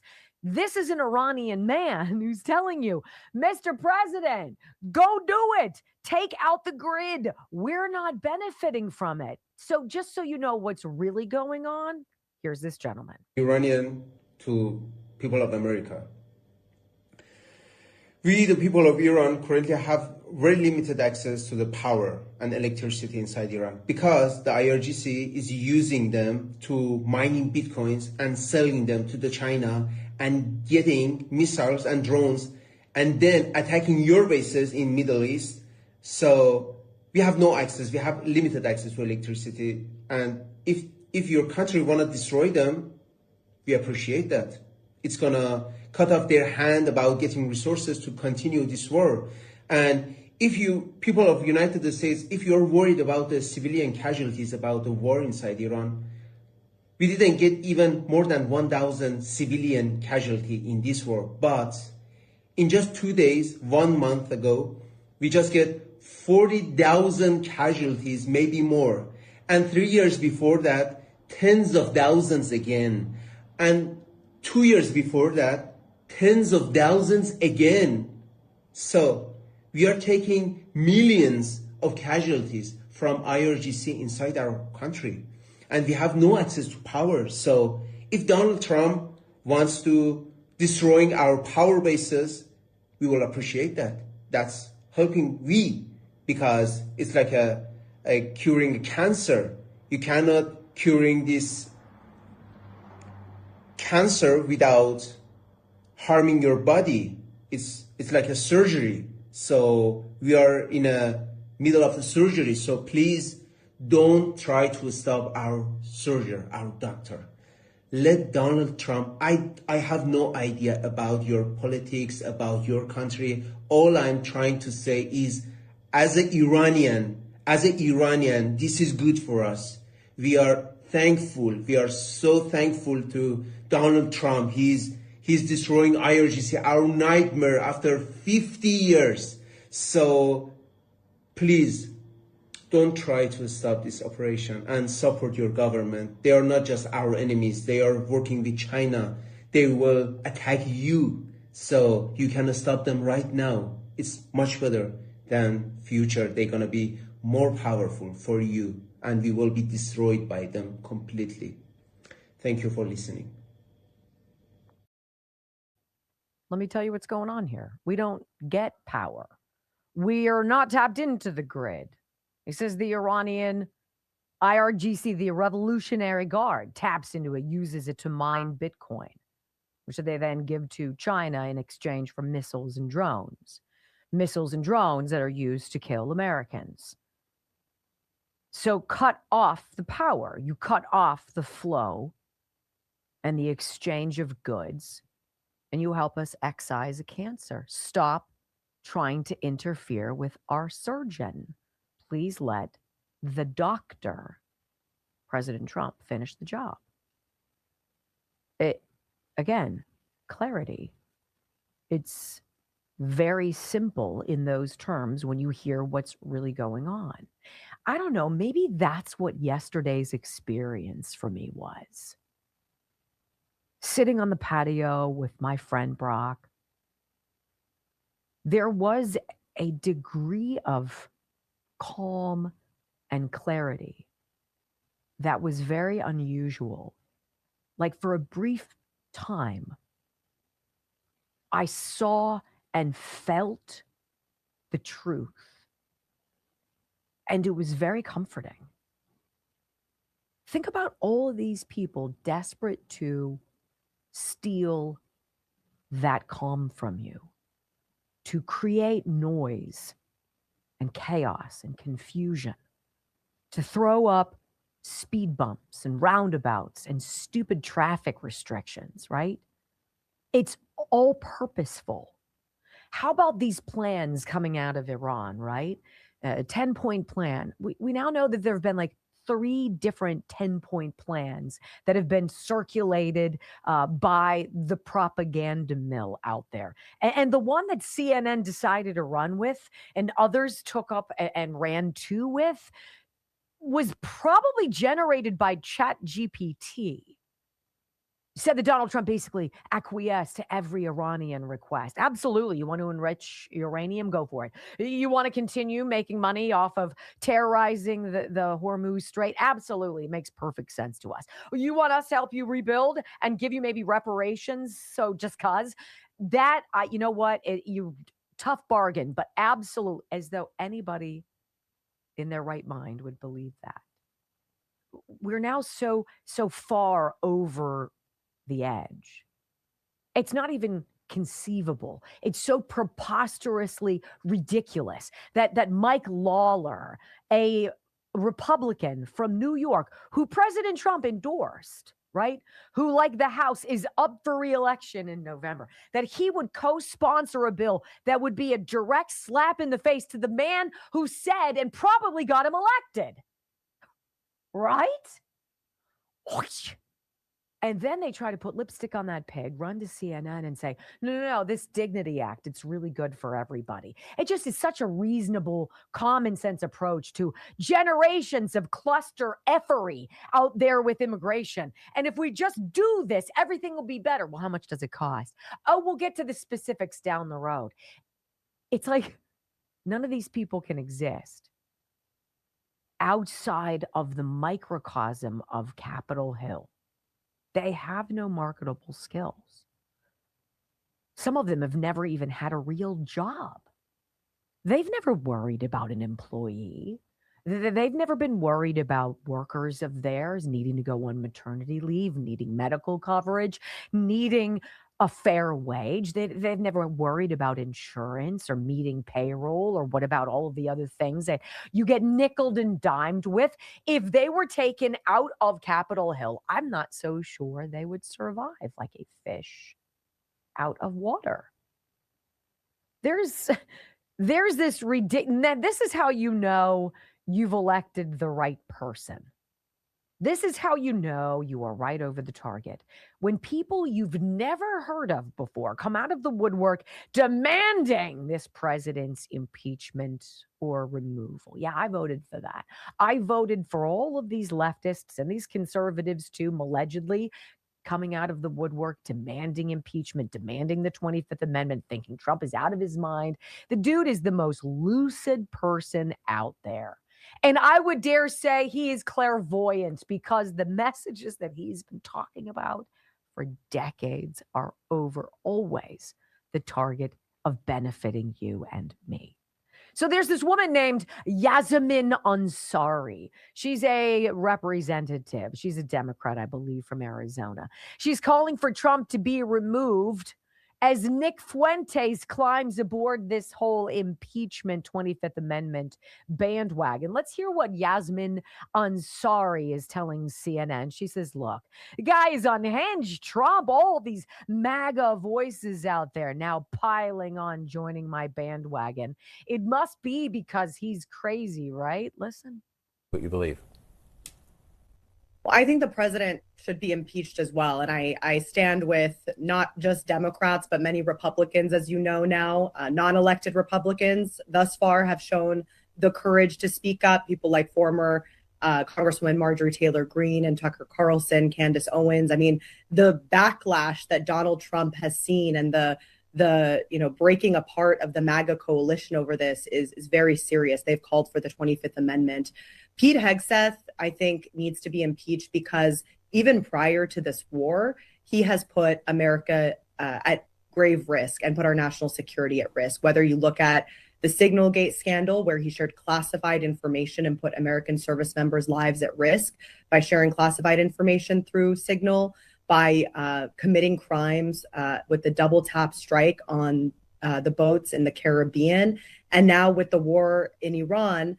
Look at the first day of this war, a tragic massacre of over 160 school children. In any other time, this would have been the most significant scandal we could have imagined. Even during the long wars in Iraq and Afghanistan, something like this did not happen for years into the wars, and they were treated with the seriousness that they've deserved. See, that's treasonous right there. She's spreading Iranian propaganda the same way the Palestinians spread all of the fake news about the murders and whatnot in Gaza because they quoted the Palestinian Health Ministry.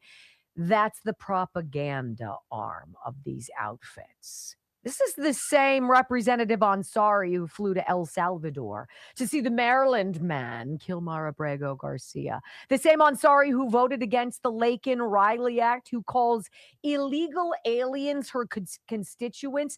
The same Representative Ansari whose parents fled Iran after the 1979 Islamic Revolution and came to America because they needed to escape terror. That's the same woman. And that's the same woman, by the way, who was a member of the United States House of Representatives, who, when the Ayatollah Khamenei was taken out, said this to Jonathan Karl. Listen. Heard that Ayatollah Khamenei had been killed. I think everybody's reaction, including my parents, to that news is joyful. Not a classic joyful, right? Because you're talking about somebody's death, but there's a feeling of hope that comes with it. Hope. Well, what happened to that hope, sweetness? Now all of a sudden you're saying Donald Trump's the bad guy here because you're freaking quoting Iranian propaganda as a sitting member of Congress. You want to know who should be impeached? When we come back on the Wendy Bell radio program, remember that Maine school district that stopped allowing, not requiring, but allowing students to say the Pledge of Allegiance? Oh, yeah, about that. Next on the Wendy Bell Radio Network. And this Iranian woman is going to eviscerate this representative Ansari, Yasmin Ansari.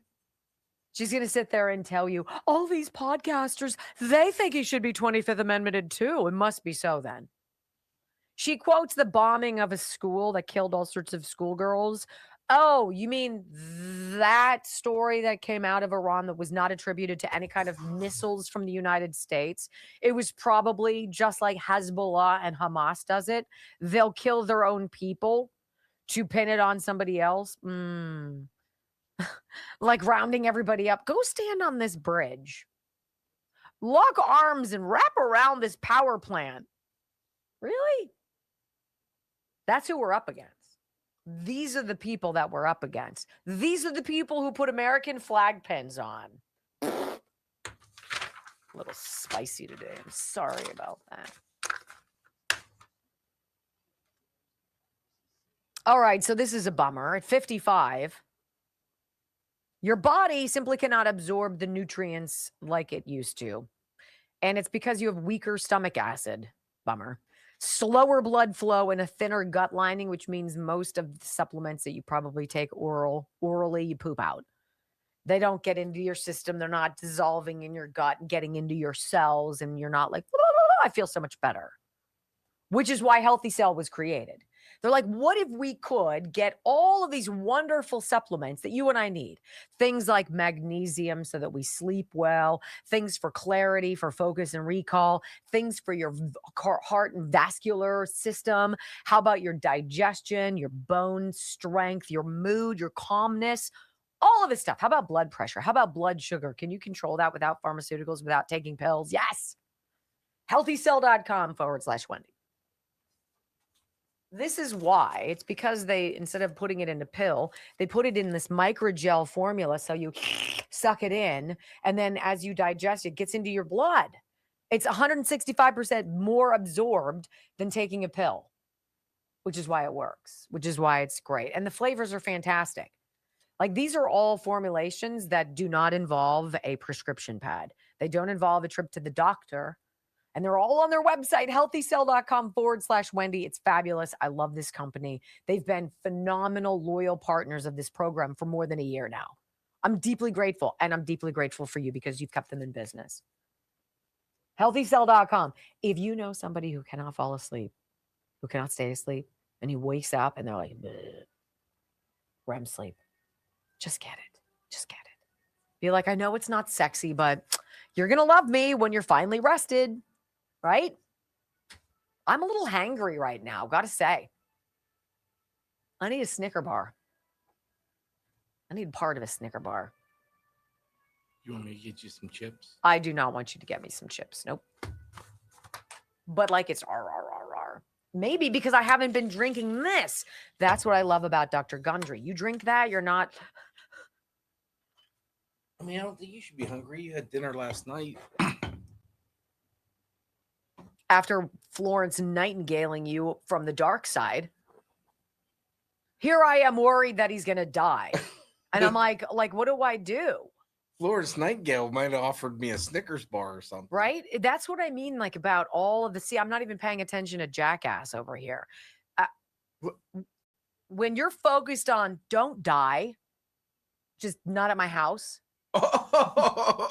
Yeah. It's I like when Paul, I don't have to fill out the paperwork. no, it's like when our neighbor Landon broke his arm in our backyard and I was helping him and his arm was all jacked up. He was very young. And I'm like, Landon, where did that happen? He said, the Bennex yard. And I said, thank you very much.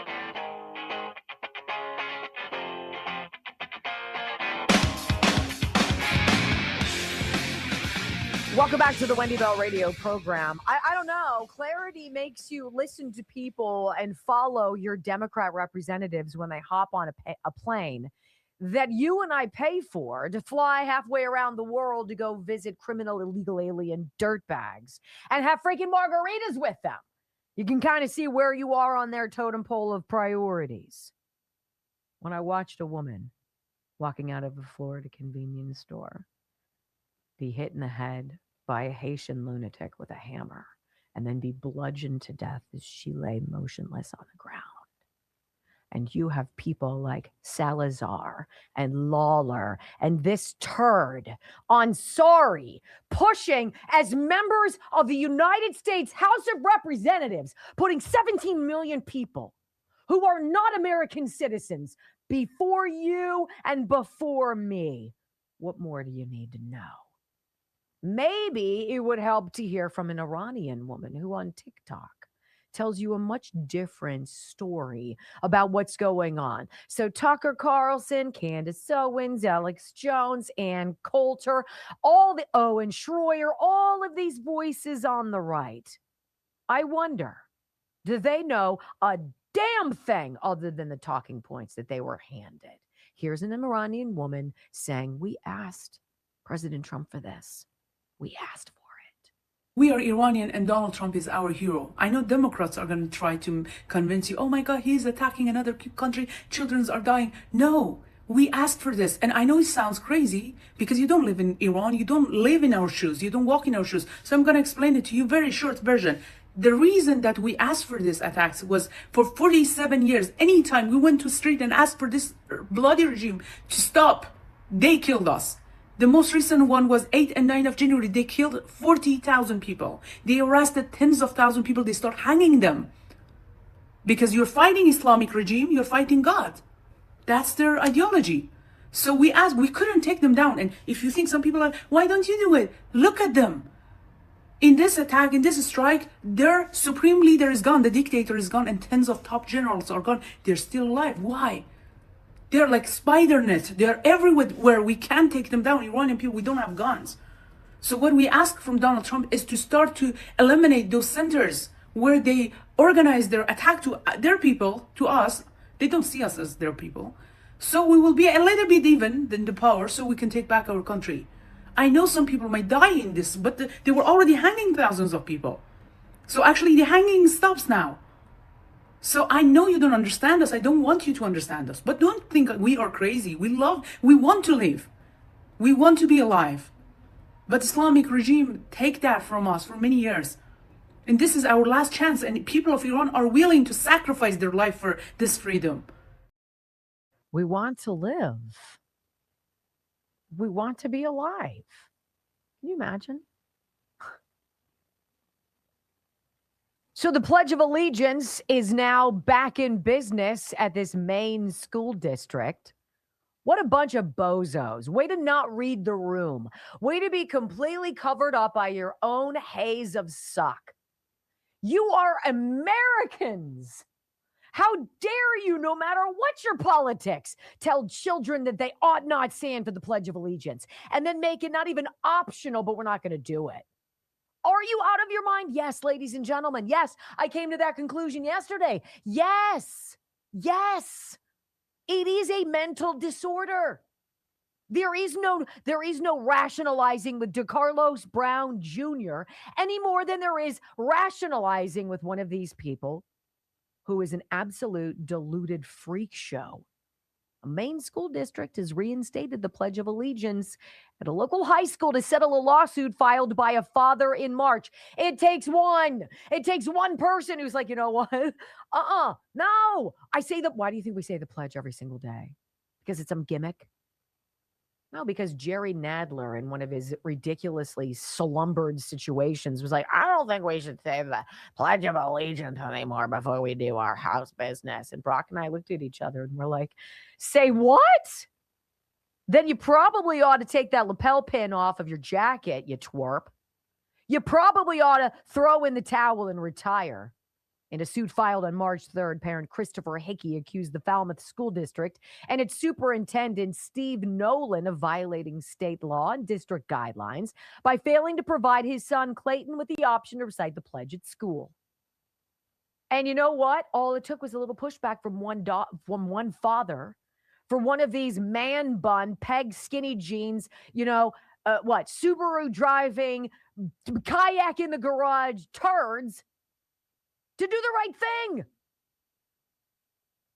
The Pledge of Allegiance was a bridge too far for this superintendent and this school, right? Sort of like, I don't know, not allowing people to bludgeon us to death with hammers might be a little too much for some of our lawmakers. When we come back, it's almost like I'm fussy. Hour number 3, Gavin Newsom tries to take credit for all of the work of Nick Shirley. Shirley skewers him next. I have to go to the bathroom. Do you mind? No. Okay.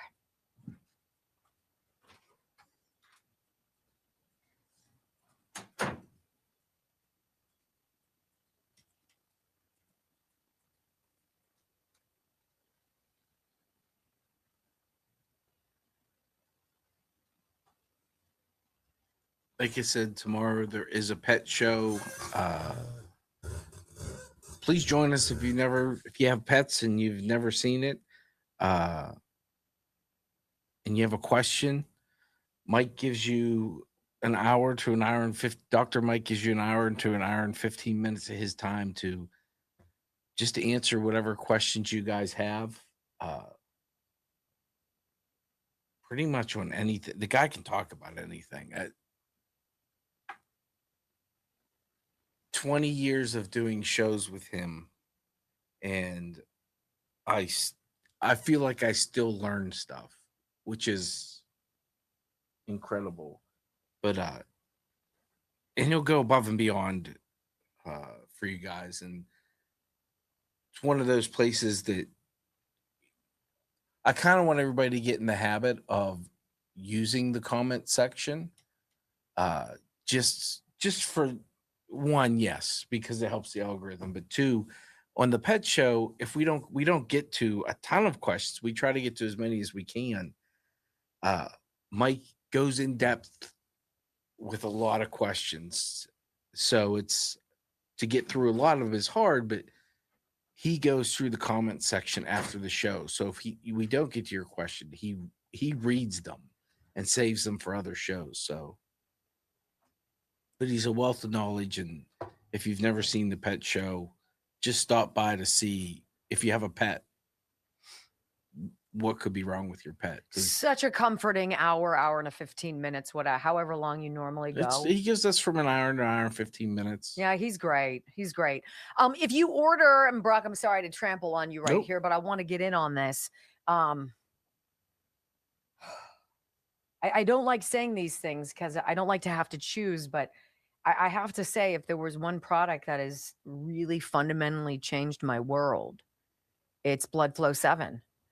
It's these 2 capsules I take every day. And I know that I tell you that with stomach lining, the acids and all that stuff, it doesn't digest capsules. And I guess for some people it doesn't, but for me, I have no problem. This is the supplement that's done it for me. Bloodflow7.com/Wendy. I will say that if you order it today, bloodflow7.com/Wendy, it'll get to you by early next week. Take it consistently every single day for a week and start paying attention to how you feel. You're not going to have some like euphoric, oh, you can fly, right? I felt it relatively quickly because the next day I went to the gym and I was able to do things that normally make me huff and puff. And I was blazing through it. And even my trainer was like, what's up with you? And I was like, and it didn't resonate with me until I started walking Murphy back up in the woods and this thing. And I was able to walk up this trail where normally I'm like, and I'm relatively fit. And I didn't have to stop. I didn't have to stop. And I'm like, okay, and you sleep like a boulder. I'm just going to say, you sleep like a boulder. Bloodflow7.com/Wendy. If you try nothing else. I should give Sinatra Blood Flow 7 because when he tried to make that track, remember, he was tapped. Oh, he was tapped for a couple days, wasn't he? Yeah. You like brutalized him. Poor doggy. He came back to your place. I couldn't even was get like him in the car. He just passed out. Yeah, and I was like, "Aw, someone doesn't take his dog enough outside." Well, I don't have parks around me. Well. Texas Bullion Exchange, WendyLovesGold.com, WendyLovesGold.com. You hear me every day talk about this company. WendyLovesGold.com. I'm telling you, this is the real deal. If you want to talk to somebody that you can believe, who's not trying to shyster and begeister you into buying stuff you don't need, it's WendyLovesGold.com. That's our landing page for Texas Bullion Exchange. I can't spell bullion all the time, so that's why they made me my own landing page, WendyLovesGold.com. 855-927-5557. I don't know of another company out there that puts in writing, it will protect, guarantee your purchase so that if you need to sell your gold or silver, platinum, or palladium back, that you do so and never lose a penny. You will never sell it back to them for less than what you paid for it. That's a big risk. That's a big risk for WendyLovesGold.com. That's what they want you to know. They're that serious. They know that investing in gold and silver is that important that they're willing to make you that guarantee.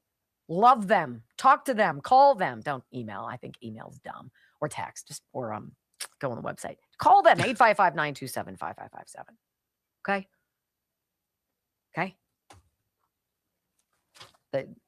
Like that.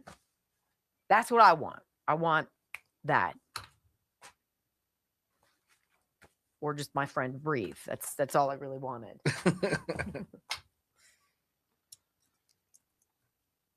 I was ready, baby. I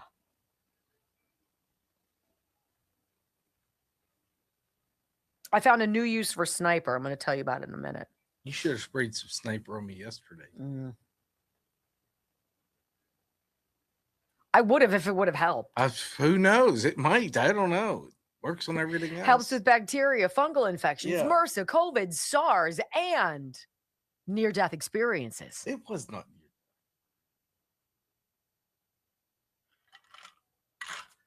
As you were flirting with God, I was sitting there going, I don't know if it was God. can I roll him into the trunk? Roll him in? Well, I mean, you could have picked me up off the ground. No, I meant to dispose of your body. Oh. I already had the location planned. Yeah? Yeah.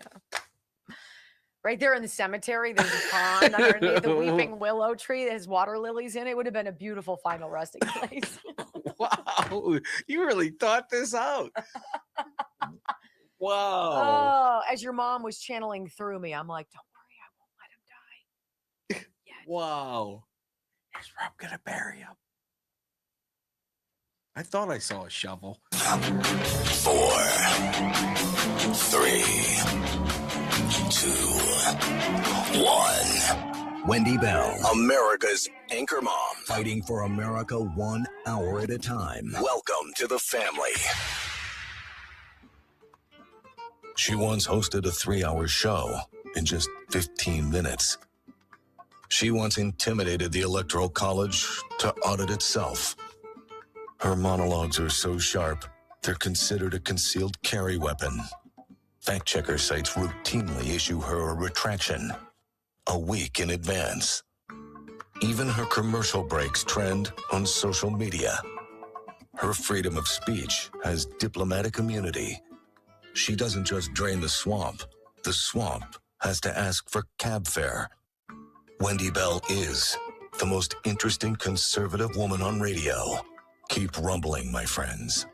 3 hours of bold truth and excellence. You've just signed up for the WBR Army. Strap in. This is the Wendy Bell radio program.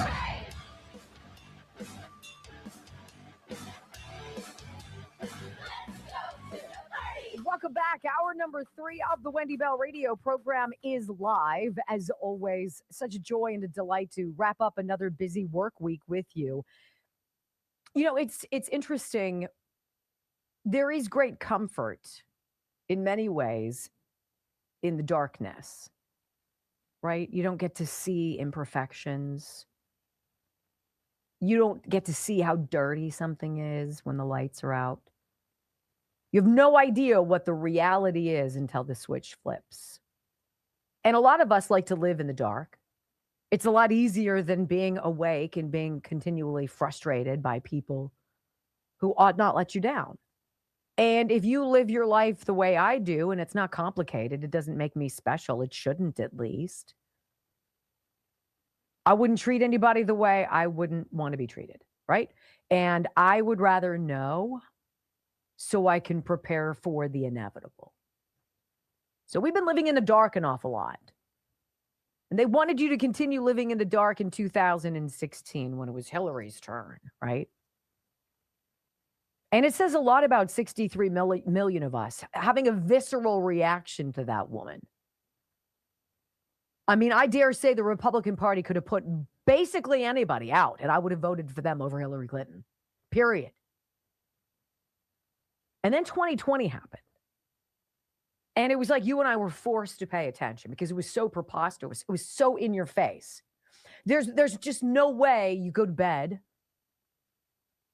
and the president has a 700,000 vote lead in your state.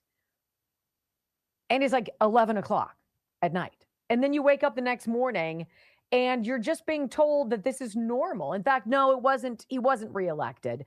That old guy who was never good at anything anyway, nobody ever cared for him anyway, who never campaigned, who never really debated, that guy won. That guy beat the guy that held these rallies all around the world, all around the country, rather. Could go anywhere and pack 50,000 people into an old airport hangar, right? I mean, like, it's crazy. I'm exaggerating, but it was packed. And you and I were supposed to believe the next morning in 2020 that, in fact, no, yeah, it's just one of those things. Sometimes this happens. Oh, well. And then what did the media do? They all covered it sort of like it was no big deal. Like it wasn't a big surprise. Like, wow, look at that. Okay, let's move on. Meanwhile, you and I are like, you got to be kidding me. And then as this transfer of power is supposed to happen, as everything is so wrong and you know it's wrong, and so do your neighbors, except they prefer the willful blindness, then January 6th happens. And you look at that and you're like, what's going on here? Insurrection? What does that even mean? Never heard that used before, certainly not in the context of government. Are you kidding me? What's happening? And you were, again, supposed to just believe like, oh, it's a bunch of bad people, right-wing extremists, right? And they need to be locked up forever. And we're like, say what? Like, none of this stuff makes sense until one person, like the dad, pissed about the about the Pledge of Allegiance. He's like, oh, yeah? I'll pay for that lawyer. I'll put together that lawsuit. Sign me up. I'm willing to do that. Like Nick Shirley. What's going on in all of these cities? Why do all of these homes have such extravagant cars, right? So he goes and he exposes it in Minnesota, goes to California, exposes the hospice nonsense that's run by all of these people, like hundreds of different hospice providers with like zero patients who have no idea that their identities have been stolen and that they've been bilking Medicare, all of this for billions and billions of dollars. No wonder we have high taxes. No wonder we have inflation. No wonder there's a cost of living problem. No wonder Generation Z is pissed. Hey, your government allowed that to happen, Democrats and Republicans, okay? Now, here's where the rich part comes in, where somebody else comes in and says, you know what, we fixed the problem. I'm on it. I'm on it like white on rice. I've known about this for a long time. My office has been tough on this. We're fighting it tooth and nail. It's like, oh, what are you running for? Besides not competency. So this was rich when Gavin Newsom tweeted out, or whomever the moron is who runs his, social media. It's basically, Gavin Newsom's tough on all of this. Oh, he's really cracking down on this Medicaid fraud, all this hospice fraud. He tries to take credit for California's new crackdown on hospice fraud. And Nick Shirley takes him to the mat. Let's start with a little CBS. This is funny because CBS is trying to do the same thing. They want you to believe that, no, Nick Shirley didn't teach us about this. Nick Shirley, the 24-year-old YouTube goofball who's a virgin who lives with his parents because he's Mormon and wherever he lives. No, he didn't do it. We've been all over this. CBS, we've been monitoring this. Crazy. No, you haven't. But now you're going to try to dip into the well because America's paying attention. And CBS breaks the story. Listen to how many times they're like, first here, only here. We've been digging. Just stop it and say you're going to work hard to fix it. Here you go. CBS, number one. CBS News obtained exclusive body camera footage showing California Department of Justice officers raiding 10 homes and offices in a crackdown of suspected hospice fraud. State Attorney General Rob Bonta says they've charged 21 suspects. What will address fraud is us doing the hard work, heads down, sleeves rolled up, doing the investigation, doing the arrests. You really, Rob Bonta? Aren't you involved in some kind of litigation regarding the dongs? I remember that. Anybody else out there? The Attorney General of California is like, we're doing the hard work. We're rolling up our sleeves. No, dude, you're the one who used $500,000 of your campaign funds to bail yourself out and get a defense attorney because you were doing what again?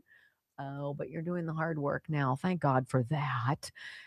So let's listen to the second part of this story because they're going to tell you what you already know because you've been paying attention to Nick Shirley. These guys are trying to come in sloppy seconds and pretend that they've been on it like since white on rice, since all way back when Jesus lost his sandals. Really?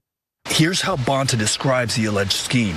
The suspects purchased personal information from the dark web, used it to enroll in California's state-run Medicaid program, then used 14 hospice companies to bill the government for this phantom care. All of it coming from taxpayers. There were no actual services, no hospice centers. For months, CBS News has been uncovering signs of potential hospice fraud.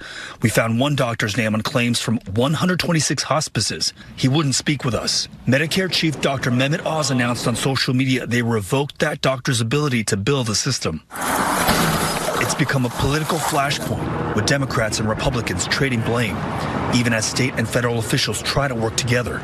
It is a challenging time between some states like California and our federal partners. We remain committed to partnership. CBS News has learned those officials are now working through 300 open investigations in California. Wow, all of them exposed by Nick Shirley and Mehmet Oz, right? And I love the CBS reporter. He's like, we've been investigating this for months. Since Nick Shirley showed you how to do it? That part, right? So Gavin Newsom tweets out, whomever is in charge of his account, because it's not him. California is again leading the charge against large-scale identity theft and hospice fraud. Today, we're taking decisive action against 14 providers who tried using stolen identities to bill Medi-Cal for non-existent hospice services. And Nick Shirley puts up, you tried to paint me as a pervert for exposing fraud, and as a result, radical leftists started trying to dox me and send death threats, wanting to kill me. Now you are taking credit for leading the charge on the fraud? Are you serious? You are the fraud. I think Jesus just found his sandals. That's it. Thank you, Nick Shirley. Isn't it just amazing? Sometimes it's one dad at a Maine school district saying, yeah, the Pledge of Allegiance isn't negotiable, and whatever, nonsense LBGT woke crap you're trying to foist upon the students, I will sue the crap out of you. Sometimes it takes one president. Oh, yeah? A 50-year reign of terror, and you don't think I will destroy you? I will crush your civilization. Sometimes it takes one young man who sees something. Why do all these people have such nice cars here? Where's all the money going? Where are all the autistic kids? Where are any kids? Gavin Newsom, we're doing the hard work. Please run for president. Please run for president. Right? When we come back on the Wendy Bell radio program, it is America's 250th birthday. 250 years. And guess where you're not allowed to celebrate it? You cannot make it up. Next on the Wendy Bell Radio Network. New use for Sniper. Every time I do the wash now, I'm clean. I spray the nasty rubber ring of death, and I pull out the little soap dispenser guy up and down all around. And you know what? Any kind of weird lingering, that smells gross, is gone. We've gotten so many wonderful emails and messages from you guys about Sniper, now about Harmony, and though it's no longer on sale, it is completely affordable. It is free shipping, and it gets to you literally the next day or in 2 days. That's the amazing part. That's the amazing part. This is what it called Harmony Organic Insect Control, right? Something that works with you that doesn't hurt your family or your fruits, vegetables, flowers, whatever. Disinfect with sniper.com. Disinfectwithsniper.com. Nothing is safer. Nothing works better. Love them. The number of small businesses that you guys have kept afloat, I think you provided a much reminded boost for my friends who own Tulip Blooms. I think they were doing fine, and then all of a sudden you guys started running with the velour massaging oil, and they got excited again. And they started remembering why they did this again, to reach out and help people and to provide a product that is extraordinary. And the owner of the company texted me or emailed me, and he's like, I can't thank you enough. We love what we did before, but it's like we almost needed a reminder, like the lights to be turned on. Our friend who owns Harmony, Sniper, all that stuff, the time that he launched with us, I think last year, there was negligible snow, and a majority of his business comes from cold weather preparations. And he owns a hardware store, and it was salt and all this other stuff. Nobody was buying it. And so we launched Sniper, and because of you and those sales, he didn't have to lay off employees during that time. That's a huge deal. That's a huge deal. You've changed things for people. You. So I'm. Do you see the last text? Did you send me? Was it a picture or something? Oh my God. John Really? sent me that. Who was? John. Is anyone, what does it say? Is anyone looking for Brock? I haven't seen him. I gotta show. It's funny. Oh, you gotta be on camera. Is anyone looking for Brock? I haven't seen him. That's when Brock was killing my hosta. Oh, that's when I had to dig a hole. You didn't have to dig a hole. There was no have to anywhere. If you guys don't remember, that's when she gave me fake beer. Such bull crap. Is it fake news? Did you give me a fake beer? Yes or no? You're trying yes or no? to, Reclaiming my time. No, that's exactly Yes. right. You're a punk biatch Democrat is what you are. Reclaiming my time. Did you give me a fake beer? We'd like an answer. No, I'm not talking to you. I'm not playing your little games. You know, that's offensive for the person who saved your life.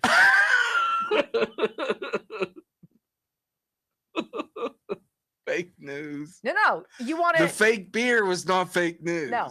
Saving my life? No. You were plotting about where to bury me. It wasn't burying you. It was a lake. It would have been an easy splash. I mean, like this.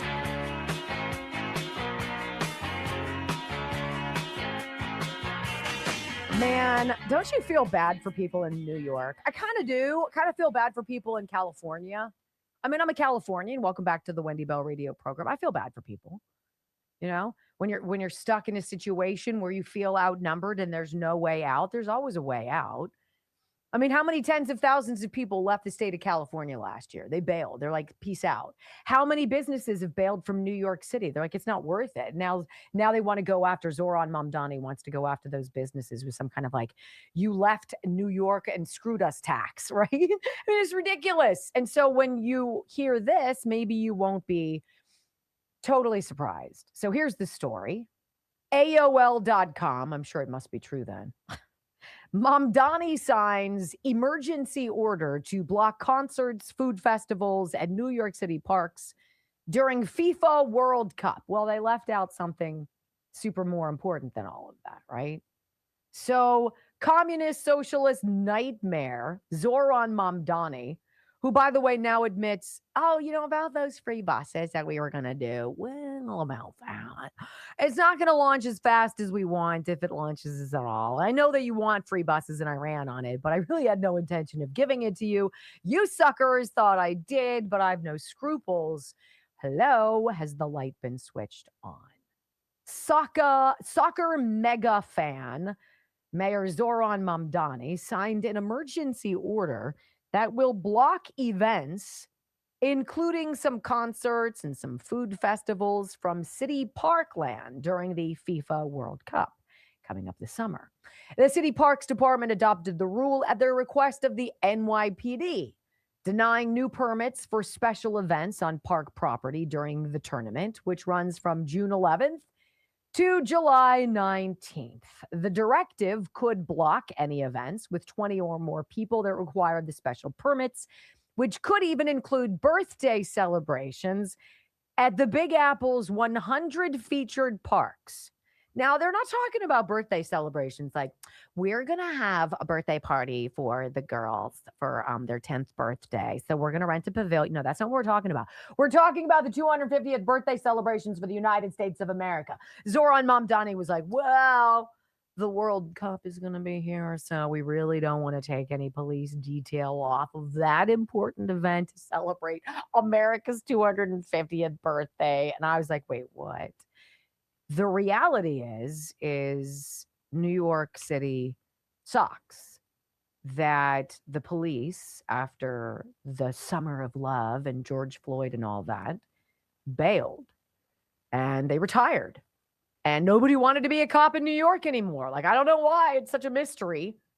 And so now, do you know how many fewer cops that they have that they need? What do you think? 800? 1,000, 2,000 cops that they're down that they need to fill the positions. 6,000 NYPD officers. That is the shortfall.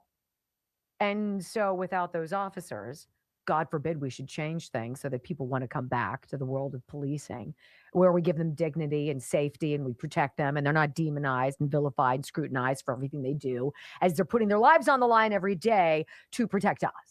We're just going to say we don't have enough cops, and so therefore, during the World Cup, this chunk, sorry, it's the 250th birthday of America, but you can't celebrate.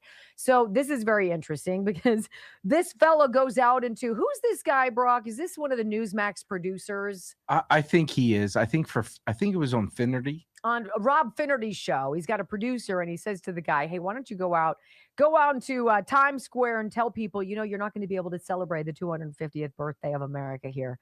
Sorry, it's not going to happen. Let's see what people think about that. Just rank and file. Here in Times Square, a ball drop is planned to celebrate America's 250th birthday. But thanks to Mayor Mamdani's emergency order denying permits during the World Cup, the public isn't invited to attend. Say what? So our famous communist won't allow people to come up and see and celebrate 250th years for the U.S. He needs to go. Is this America? Is this really New York? Where we at? I think that's really sad. Yeah, I think that's very silly. Oh. Jennings, you'd imagine it should be allowed. It's something we're celebrating, right? So it's supposed to be open for people to come in. New Year's Eve, everybody's out here allowed to be here, so why can't it be then? We have to, live our lives. Can't be afraid. I should probably articulate that I'm a Canadian. That would never happen in Canada. The public should be allowed to go. I think that should be something that everybody should be included on. I mean, that's a big milestone in our nation's history. Kind of frustrating because I was kind of excited to come down here for that. But, I'm not buying a ticket. It's ridiculous. Absurd. Get out of here. Right? I was kind of excited to come on. No, you weren't. Who's excited to go to New York City? Who wants to go to New York City? Why would you go to New York City? Right? So Zoran Mamdani, I think New Yorkers now are seeing a little more clearly the ramifications of letting a bunch of wacko white college educated liberal chicks who are, say it with me, yes, indeed, the scourge of society, let them decide who the mayor of New York is going to be. Well, who's going to push back against that? Quick time out. We'll finish next on the Wendy Bell Radio Network. And I should have said from first son to pay-per-view cage fighter. But I ran out of time. Sorry, guys. I'm still trying to figure out my timing. What time ideally do I need to be out to not put you in a squeeze over here? 4. For the bottom and the top. 28:58 what? Like on mine. It has to be out by 28:57, 8. Oh, okay. So I have time. Yeah. Oh, okay. Okay. I felt like I didn't. You have 30 seconds when you hear the music. No, I know that. I have a hard time of gauging how long that is. So no celebrations for you. Ireland. See what I just sent you? No, what did you just send me? Tell me about your Ireland contract. Ireland Contracting, 1-800-NEW-ROOF, IrelandContracting.com. There are a lot of in my community, and so if you are in southwestern Pennsylvania, in the land before time, where Ireland Contracting would serve, there are a lot of businesses rolling around. Well, they've knocked on my door, and they've given me their pamphlets, and these outfits are not the ones that we want. These people who are not from the community who come in, and they're like, we'll put on a new roof, and we'll do this, and we'll do that. I'm like, if you're spending that kind of money, I'm not fly-by-nighting, getting the discount bargain rate on my roof, right? I don't need to see, because most of us don't climb up on the roof to see the job, right? I don't even want to open the door to that. So it's Ireland Contracting. 1-800-NEW-ROOF, IrelandContracting.com. Right? Simple as that. Exterior renovation work. Owens Corning shingles, right? Different kinds of materials for your roof. How many different kinds of windows do they have? Vinyl, double hung, casement, vinyl, all of it. You need to put in a new front door, a new bay window. These are your people. New siding, or you want to put up siding because you're tired of looking at your old boring brick and you're like, I love brick, but we have to repoint it. What's that going to cost? And IrelandContracting.com. Soffit facial gutters, downspouts, skylights, sun tunnels, all of that. And their son, Dan, who's the electrician who'll come and fix anything that you need. 1-800-NEW-ROOF, IrelandContracting.com. Yes. Now Alex Jones is saying he believes that Melania is going to leave or divorce President Trump because she knows what's coming. It's not just his gut. Yeah, I guess he's got to go full tilt now. This is, you know what? I wish anybody out there who wants to hop on any of these people's social media accounts and take notice of what their followers are, and then we can chronicle how they drop over time. I've never watched InfoWars. I never had a real opinion of Alex Jones. I was pretty sure that he was over the mark on some things and complete nutters on others. But it was, quite frankly, his voice drives me nuts. I can't hear him, so I didn't ever pay attention to him. I've never watched Candace Owens. I know that she seems to be anti-Jew, anti-whatever. Which, Zionism. Yeah, whatever. Okay. Anti-Israel. And then you've got people like Ben Shapiro who are only about Jewish and Jews and Jew. And I'm like, okay, I'm not interested in that. And then who else? Tucker, I think the last time I paid attention to what he said is when he interviewed Vladimir Putin. Literally don't listen to these people. And I usually don't want to get influenced by other people's opinions. So they have very strong opinions. I never thought that Sandy Hook was a farce. I think 9/11 is probably something we need to discuss. I think there are some of the people whose children reportedly died at Sandy Hook who've been linked to other things and look like they could be actors. That doesn't mean something didn't happen. That doesn't mean that people weren't killed. I don't know the details. I trust nobody. I thought it was a big thing to gamble on. I tell you out of the gates, I know nothing. I have common sense. Nick Sorter, who I trust. I do trust him. Breaking, a final order of removal has just been issued for Mahmoud Khalil after his lawsuit appeals in court. Khalil was once the architect of the riots at Columbia University last year. He'll be scheduled for deportation imminently. See ya. Bye. Took too long. Yeah. I hope your wife and daughter are going with you or whatever you had. Because remember when they had the photo op where he pushed out the baby carriage? Like that makes you something else. Okay. Whatever. Don't you hate everybody? Kind of hate everybody? Kind of. A little bit.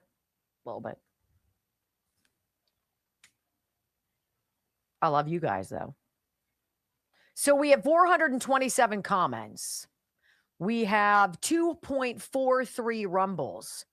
That's respectable. That is a strong, strong number. Just think, 570 to go in a half of an hour. And we're like white on rice. I can suggest it, but you guys have done great. And I appreciate you obliging me as we play the game. Sucks, but it has to be done. Rumble doesn't realize how fabulous I am just yet, but they will. They will. What other kind of makeup can I slather on my face? Everybody's got a thing, you know, right? Brock, say something. What should we do? What should we ask them?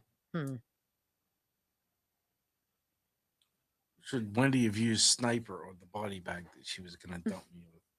Let's see. What can I ask you? That I'm curious, that I'm literally, that I want to.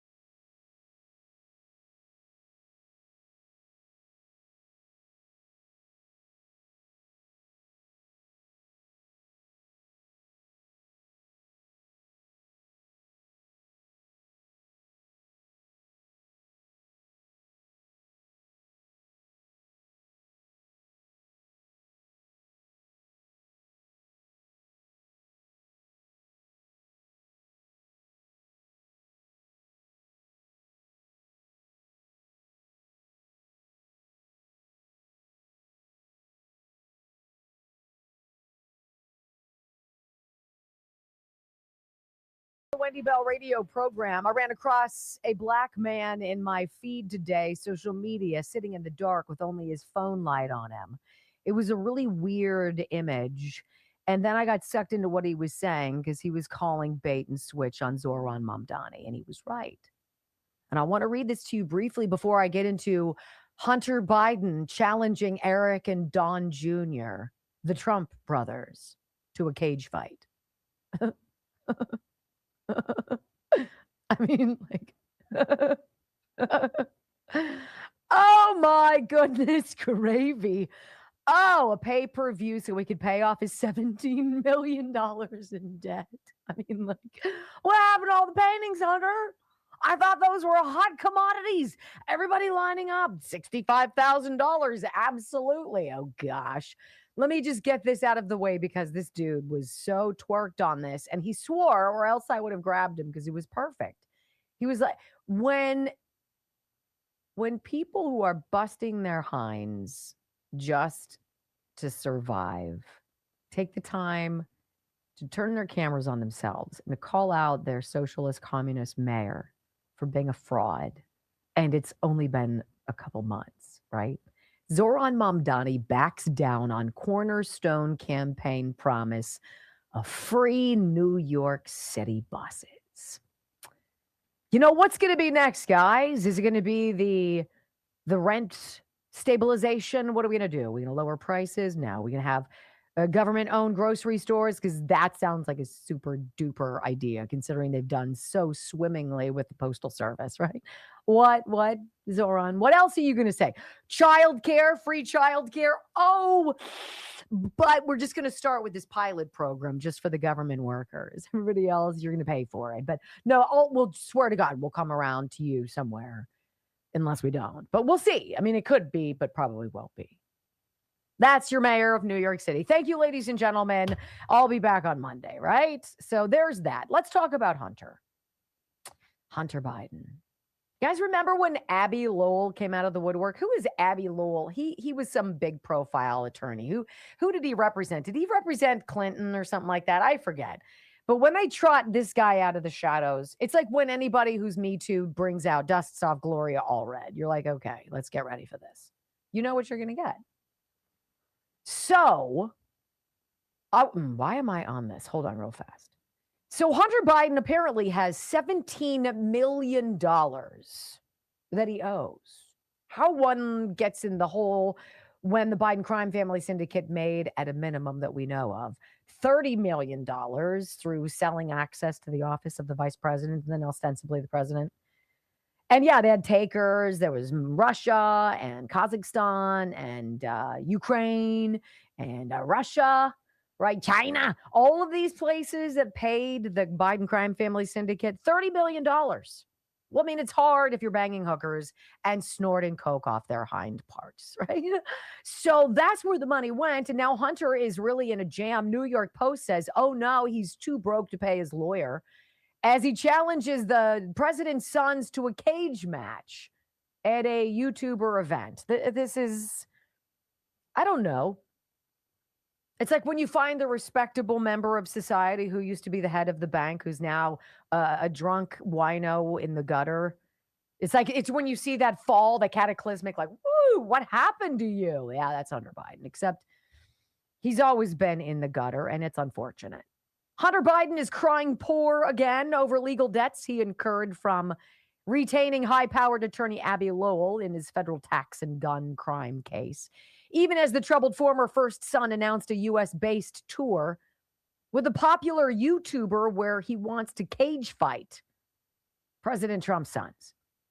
It's just when you think it couldn't get grosser, it just does. Lowell's firm Winston and Strawn LLP sued Biden in Washington, D.C. civil court in June of last year for breach of contract over the unpaid fees. Oh, wait, you mean you got to pay for services rendered? It's not how he's used to it. He's used to staying in a really nice Malibu home, taxpayer funded, right? He's gotten his Secret Service protection. He's gotten the Thank God, now that he's been forced to move overseas. You guys hear that? He's so broke. He has to live overseas to actually survive. What is it, Costa Rica? I don't know. We'll figure it out. So apparently, he's racked up as much as $15 million in legal fees. And this Abby Lowell guy is like, I don't care who you are. I expect to be paid. But where did it go? Who's going to pay for it? Kevin Morris, the high-powered Manhattan Beach attorney who was Hunter Biden's sugar daddy and covered his legal stuff for a while and then bought some of his suck paintings to keep him afloat for a hot second. Apparently, his well has been tapped out. Abby Lowell's like, I need paid, bud. I need to be paid. As of March 2026, Biden and the law firm have been unable to agree on the total amount he owes. So it doesn't matter. You know, the guy's not good for it. He's unfortunate. He's, all of us have one of these guys in our lives. Everybody has a Hunter Biden. Every family. Because addiction does not discriminate. And unfortunately, he had a gravy train and a ticket to ride, and there was no endpoint until it ended. And it ended bigly. I want you to hear, it just makes me sad. Here he is on this program, and he's trying to sell it. He's like, yeah, I'm totally with you guys. We'll totally go on this tour together, and I'll fight Eric Trump. You see Eric, have you ever seen Eric Trump in anything other than a suit? Right? Maybe you've seen him on a golf course wearing slacks and, some monogrammed, emblemed, colored shirt. You see Don Jr. walking around a lot, ready to cage match? No. Here is Hunter, desperately seeking any kind of infusion of interest. Hey guys, Hunter Biden here. I just got a call from Andrew Callahan. He asked me to come out on the Channel 5 Carnival Tour at the end of the month. I think we start in Phoenix and then we go to San Diego and we end in Albuquerque. And I think he's trying to organize a cage match, me versus Eric and Don Jr. I told him I'd do it, 100% in, if he can pull it off. And if he can't, I'm still coming. And I think he's got a lot of other surprises up his sleeve, a lot of fun. And I hope I can see you guys out there. You can get tickets online right now, and I'll see you out on tour. How's it possible that I feel sorry for that man? The guy who made 7 million bad decisions, right? It's like George Floyd. George Floyd's 7 million bad decisions that day led to George Floyd's death. Hunter Biden is a sad memory of what they tried to foist upon the American people, normalizing a first family of abject dysfunction and tried to pass it off to you as though you wouldn't see right through it. I mean, if there was no better time than now, I don't know what it is, but this is that moment that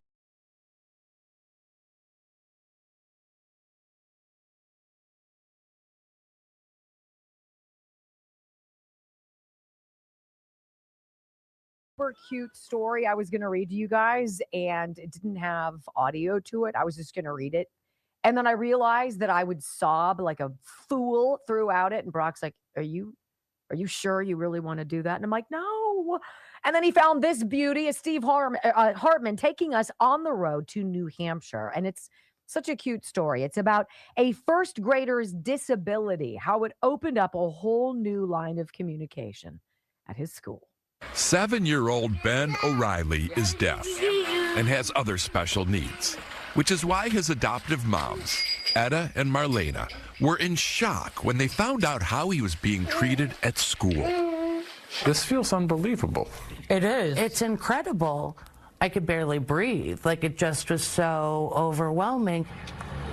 Ben is a first grader at Campton Elementary in Campton, New Hampshire. What is this? His aide, Cheryl Ulisny, It's a bus. says because Ben is deaf, he felt isolated here. Sad. He didn't have relationships with his peers or teachers for that matter. He was very alone, and he acted very alone. New Hampshire is one of the few states in the nation that doesn't have a dedicated school for the deaf. In fact, Ben is the only deaf kid in his whole district. So, aside from his aide, there was virtually no one in this whole school community he could talk to. At least, at first. If he's your friend, you can play with him. And he's my friend. It all began when Reed Spring and a few other classmates started picking up on a few signs. Time to clean up. Like clean up. Then the rest of the class decided to learn. I see a blue horse. Eventually, other teachers in other grades began taking sign language classes. Responsible. And speaking in sign. And safe. Even when Ben wasn't around. Today, just about every student and staff member knows at least some sign language. Ben's parents say this has had a profound impact on their son. Now they can ask each other, hey, you want to play? Right. It clicked for him that the sign language had value. You could just watch his world like open up with communication. It was amazing. Yeah, it's fun communicating with Ben and playing with him. So, if you ever find yourself wondering whether this is still a country of compassion, take these kids as a sign. Steve Hartman, on the road in Campton, New Hampshire. Why is it always it's kids and the animals that can slice through all of the yuck and give you hope for another day? When we come back on the Wendy Bell radio program, it is Bad Joke Friday. If you don't know what that means, well, you can't miss it. Duh.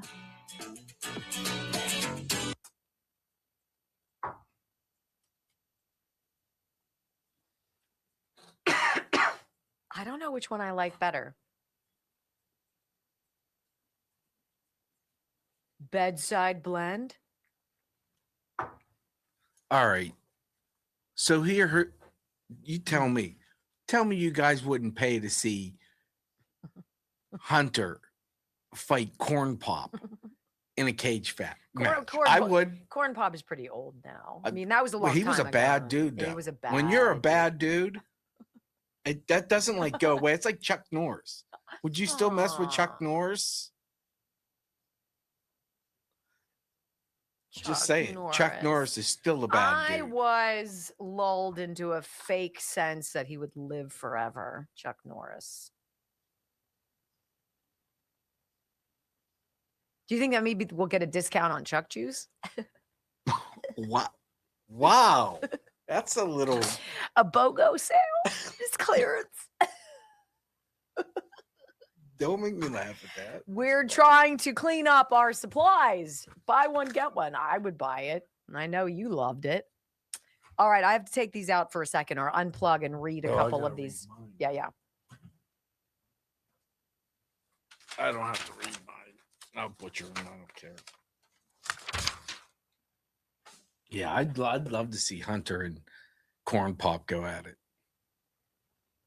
But the cage would have to be behind like the bleachers that Joe was going to take Trump and beat the hell out of.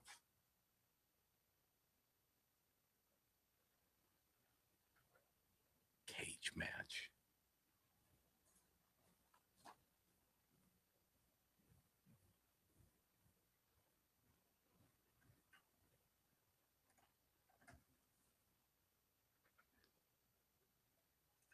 Oh, man.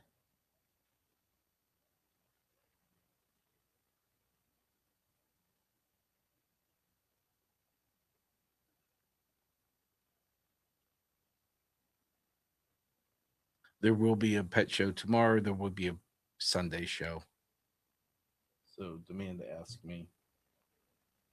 Babes, if you want it, I'll be there. Yeah. I'm going to look so good, too. Oh, yeah. With your tiara and... Nobody can wear that quite like I do. Did I say they could? The one that I wear is broken. It broke in half, and so it's tied with twine. But it fits better because one of the green ones is too small for my giant head, and the other one, I don't know. It's not that comfortable. The red one, the ruby one, fabulous.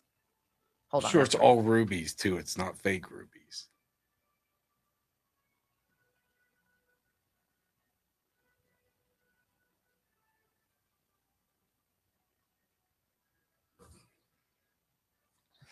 Hunter Biden in a cage match.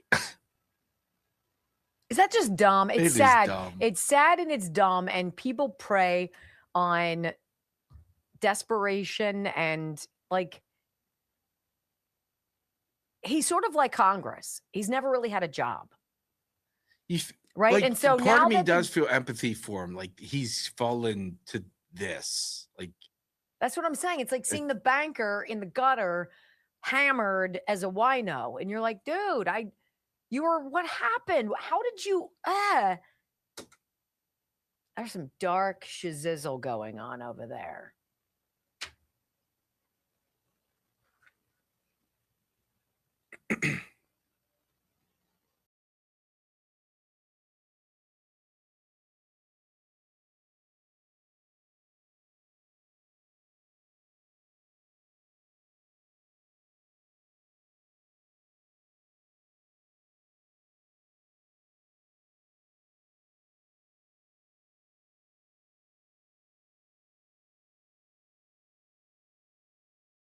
Program. It is our tradition to end the week always on a positive note, and that is why we do.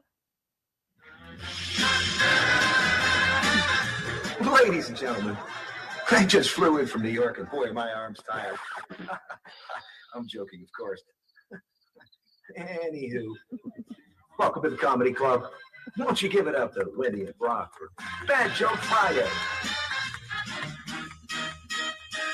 Well, the first joke is always Dr. Richard Rafferty's from the Disc Institute of Pittsburgh, and he says a journalist's first solo assignment was to interview one of the oldest men in town named Mr. Brown.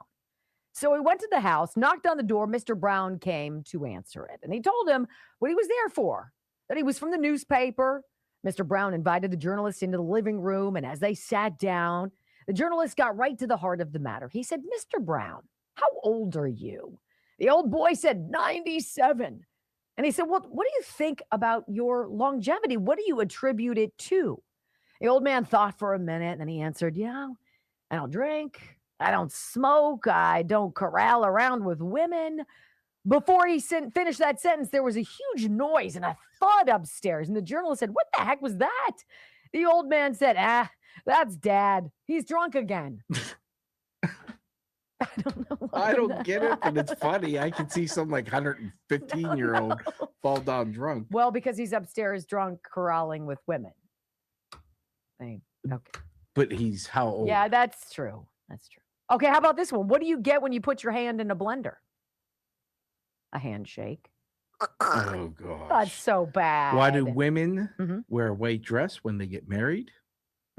Because the dishwasher should match the stove and fridge. I don't understand what that means. Most people's fridges and stoves are white. A white dress, she's the dishwasher. Wow. Okay.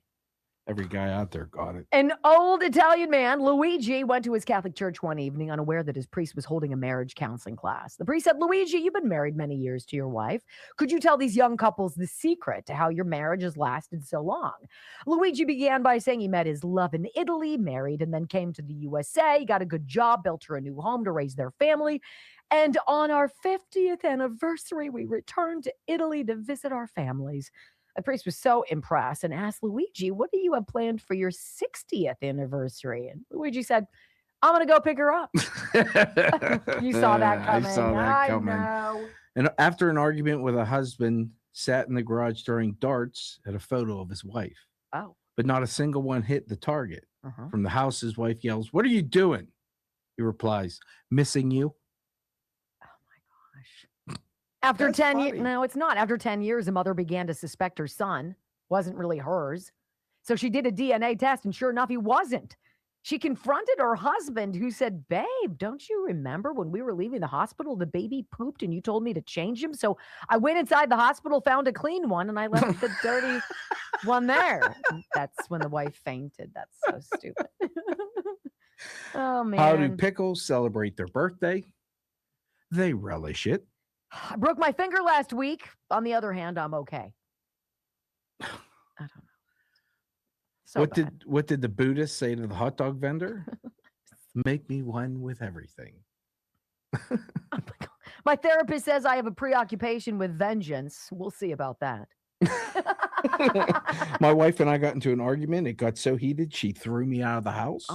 As I was walking towards the door, she said, I hope you die a slow, miserable, meaningless death. Wow. I turned around and asked, so you want me to stay instead of leave? Oh, nasty. A flat earther's only fear is fear itself. Sphere itself is, yeah. I went to a silent auction. I won 2 mimes and a dog whistle. Did you hear the story about the claustrophobic astronaut? He just needed some space. I haven't spoken to my wife in years. I thought it would be rude to interrupt her. A man and his wife went to a livestock auction and looked at a farmer's selection of breeding bulls. The first pen had a sign that read, this bull mated 50 times last year. The man's wife playfully nudged him and said, wow, that's almost once per week. They walked to the second pen, which had a sign that read, this bull mated 150 times last year. The man's wife jabbed him a bit harder and said with a smirk, goodness, that's more than twice a week. You could learn a lot from him. I see this They coming. walked into the third pen, which had a sign that read, this bull mated 365 times last year. The man's wife aggressively elbowed him in the ribs and explained, that's once a day. You could really learn something from this one. Annoyed, the man turned to his wife and said, go over and ask the farmer if every time was with the same old cow. I saw that coming. That's awful. That's funny. This is a joke for you. What goes up but never comes down? Your age. Thanks. When I die, I want to be cremated. That way I'll have a smoking hot body at least once. So sick. I'm really excited for the next Autopsy Club. It's open mic night. I was at the airport when a lady passed out and fell on the baggage carousel. Not to worry, she's slowly coming around. That's terrible. I got a new pen that can write underwater. It can write under other words too, ladies and gentlemen. There you go. Have a great weekend. We love you guys. See you Monday. Peace.